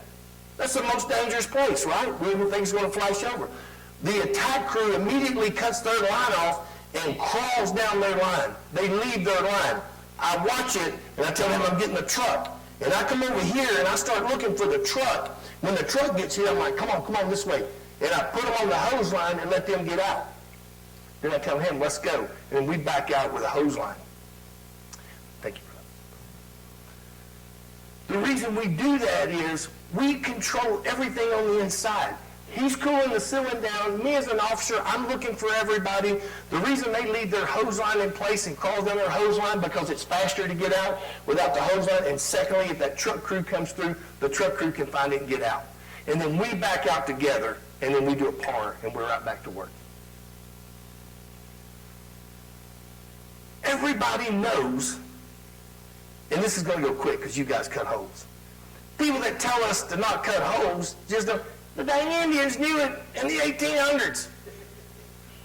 So why don't we say it don't work? It works. I tell you why it don't work. Cowards don't want to get on the roof. Transitional attack. Transitional attack, guys, don't work. Stop spraying water in windows. If you've got this coming out of this window, what's the difference in cutting it right here and it coming out the top? We don't put a hose line up on the roof, so why are we going to go put it in the window? It does nothing for victims. This is the UL. This is not Mo Davis saying. The UL says it does nothing for victims. Well, if it doesn't do anything for victims, why are we doing it? Does nothing to extinguish the fire? Well, then why are we doing it? Disrupts the thermal balance? Whoa, now we're talking about something serious. We may burn some people laying in that floor we told them to get on. Increases the pressure inside the structure. That's key, guys. 1,700 times it expands when water goes from liquid to a gas. And then whenever that hot gas gets more hot, it creates more pressure and it moves faster. And when it can't go up and go out, where does it go? Where the people are. So we've got to rethink that. And it often brings the heat down on the people we tell them to get.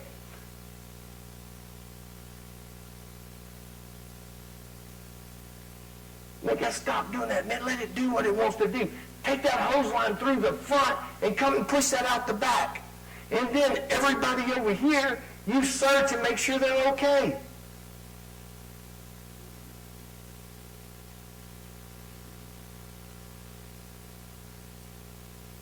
by now over on the smaller side of it. You probably need to get a crew over there to take care of that side. So if we've got an interior door open, say a door in a connected carport, and we take the carport off of it, that's what happens. That wind pushes it into the house. So we've got to do something to prevent that. They say you can't push fire. Well, sadly, this is our home department. I wish it wasn't. So you got guys in here, you look, that it's not that bad. Why are they worried about this? Oh, Tubby Two here, watch what he does here in a second. I ain't found out who he is yet. I keep asking him, to tell me. Watch what he does.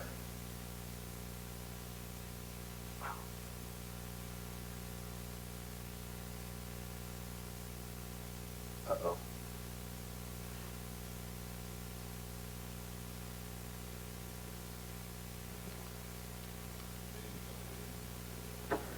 Didn't move over. Crap.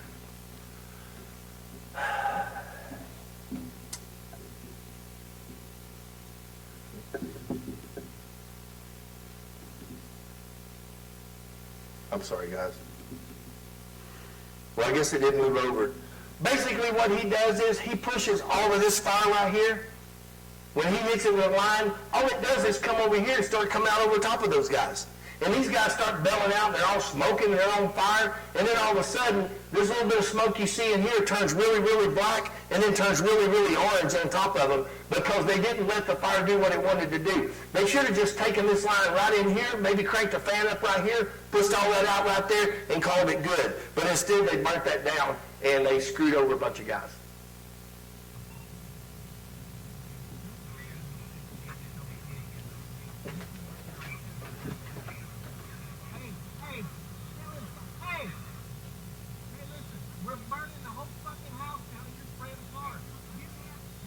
Get in the attic.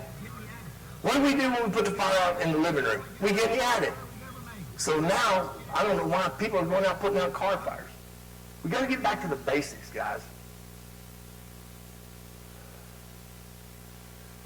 So we're really, really close to being done. Sometimes we will hold water off for just a few minutes. If we know there's a victim right there, instead of going in there and turning this all to steam and cooking the people, we will put a line in there and slide off to the side and let that truck do a real good search and find them and come out. They're in there to protect them, but what happens, this is District 19, and then you'll see them come out, and when the victim comes out, look, he doesn't have any burns on him or anything. So you can tell they're not blowing water because you can see the line just sitting there. But they're protecting the truck so you do a search.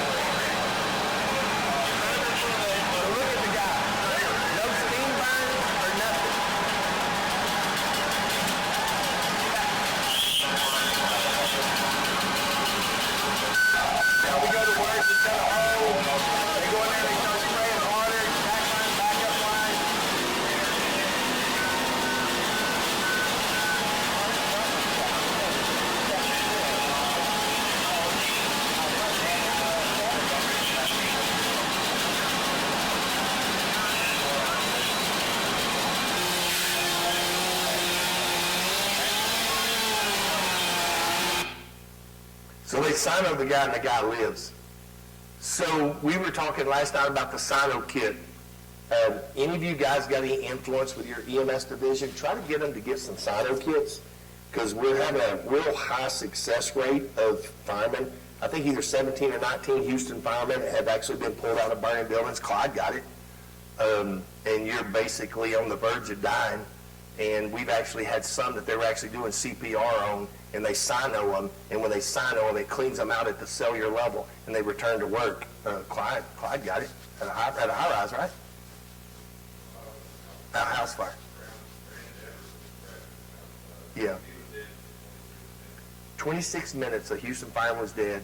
They did CPR on him, they Sinoed him, he came back. We had another guy who got his whole face and head burned off, and they Sinoed him. He came back to work. He can't work in suppression, but he's working in records or something now. So if you got a chance to get that Sino, it's worth looking into.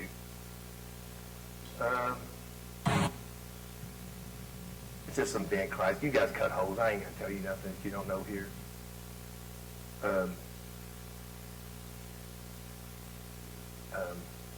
So one thing about the Sino, and the best I can describe it, then we'll open it up if you guys have any questions or anything.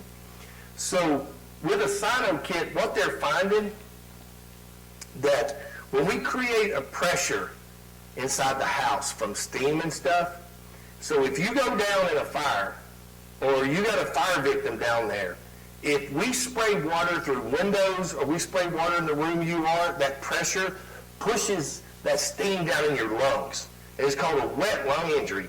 And so what happens is, and the paramedics in here will understand this, but your alveoli, what happens is you can't convert oxygen in your alveoli anymore because you got all this fluid or edema around it because we push it in there, right? So if we hold off on the water and we pull a fire victim out, we intubate them, they have an upper respiratory injury, we can protect their airway and we can Sino them, and it clears them and cleans them out, and they have a higher survivability rate.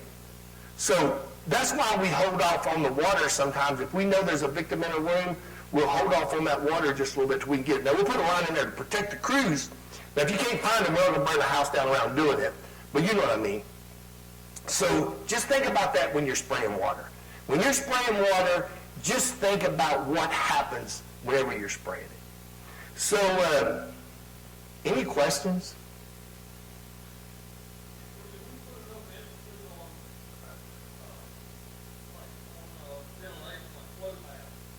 Yeah. Yes, sir. Right. So, yes. So here's what we were thinking. And we have a little different take that even Clyde and I disagree on this a little bit.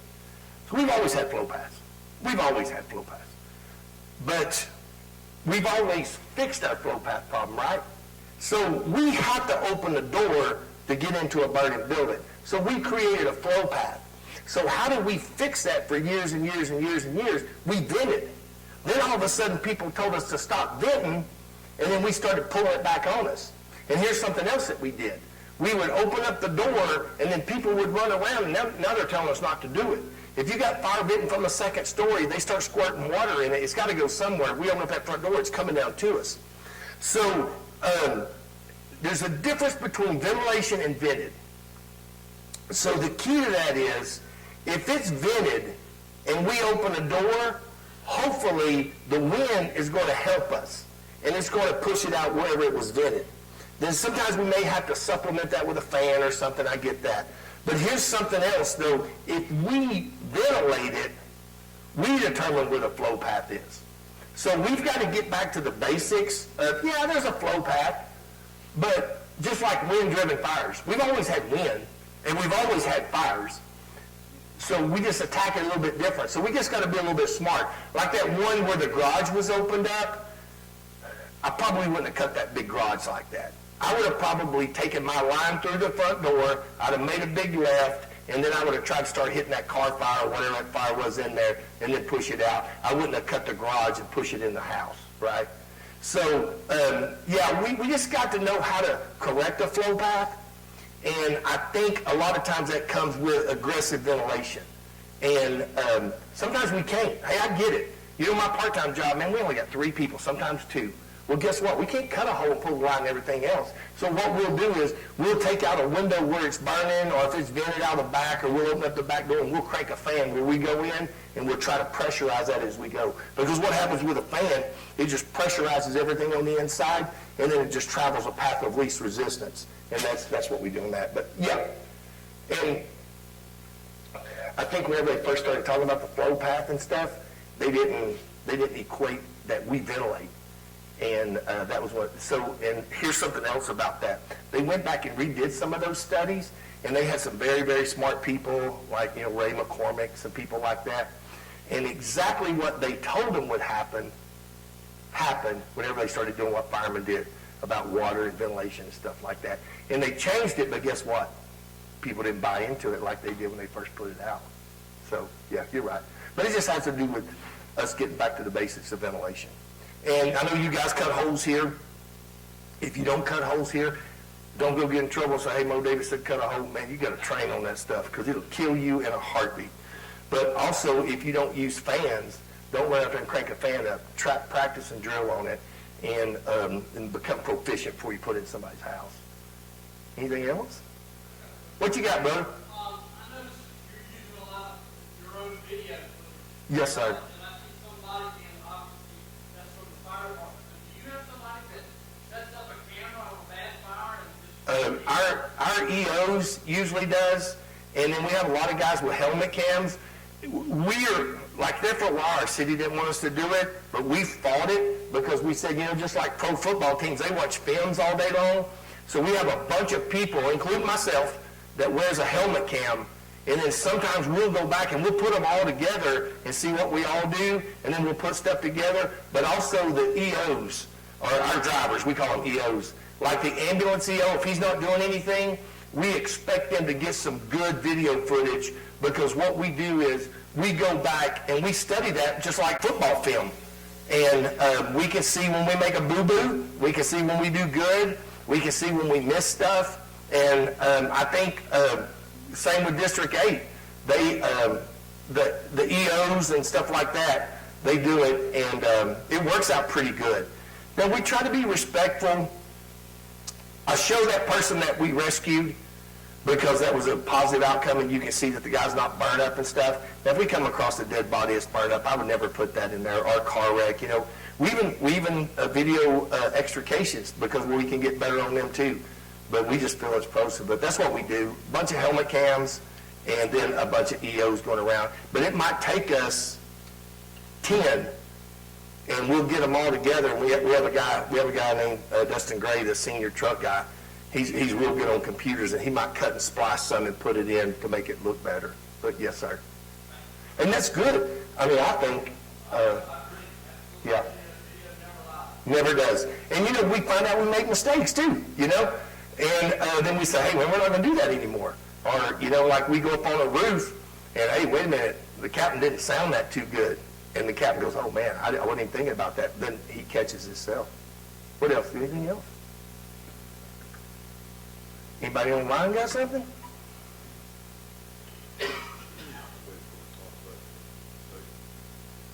Man, they probably all asleep. They ate popcorn and went to sleep. Nothing? Everybody good?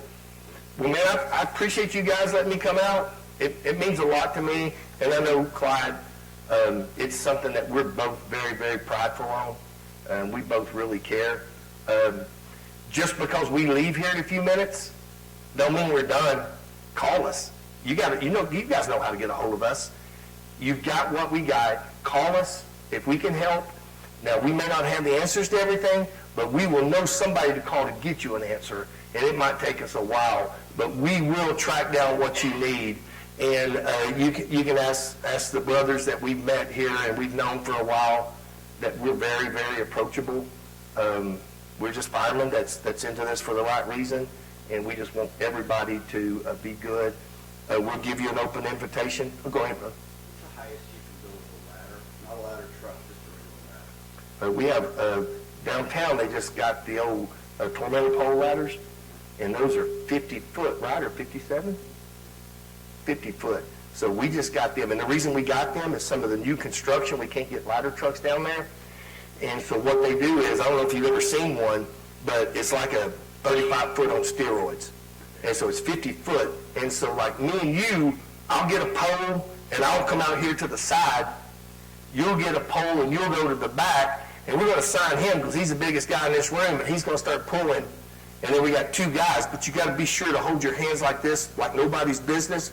Because it's so heavy, the halyard will break sometimes. And when it comes down, it comes down. But the reason me and you got those poles is I keep it from going this way, and you keep it from going this way, and then whenever they get it, then me and you will lay it in, and then you're controlling it like this because it's so heavy, and we go in. But 50 foot, but we on our trucks, we carry a 35 foot that we use a lot on apartments. But downtown, 6s, 7s, 8s, those guys have some new crazy apartments. And like some apartments, they're like donut apartments, and you can't get a ladder truck in there. So they'll actually go through the building, and they'll get in the center corridor, and they'll go up. So 50 foot. We'll give you an open invitation to come ride with us. If you're ever in Houston, you go Clyde and myself, you're welcome to ride. We hope you got something out of it. You guys will have this PowerPoint. They'll have it, and they'll share it with you however you want it. And we just want what's best for the fire service. And we don't have all the answers. We just come out and talk about that. But we can get you answers by somebody. I mean, there's a lot smarter than us out there, So, anything? Well, thank you guys. We appreciate it. And did you want to copy this on the college computer, or what do you want to do? I don't mind. It's yours. Yeah, it's yours. Yeah, do it. Anyway, hey, thank you guys. We really appreciate it. I give you my Facebook, but I got my identity stolen, so I don't have Facebook or Twitter or anything anymore. If you ever go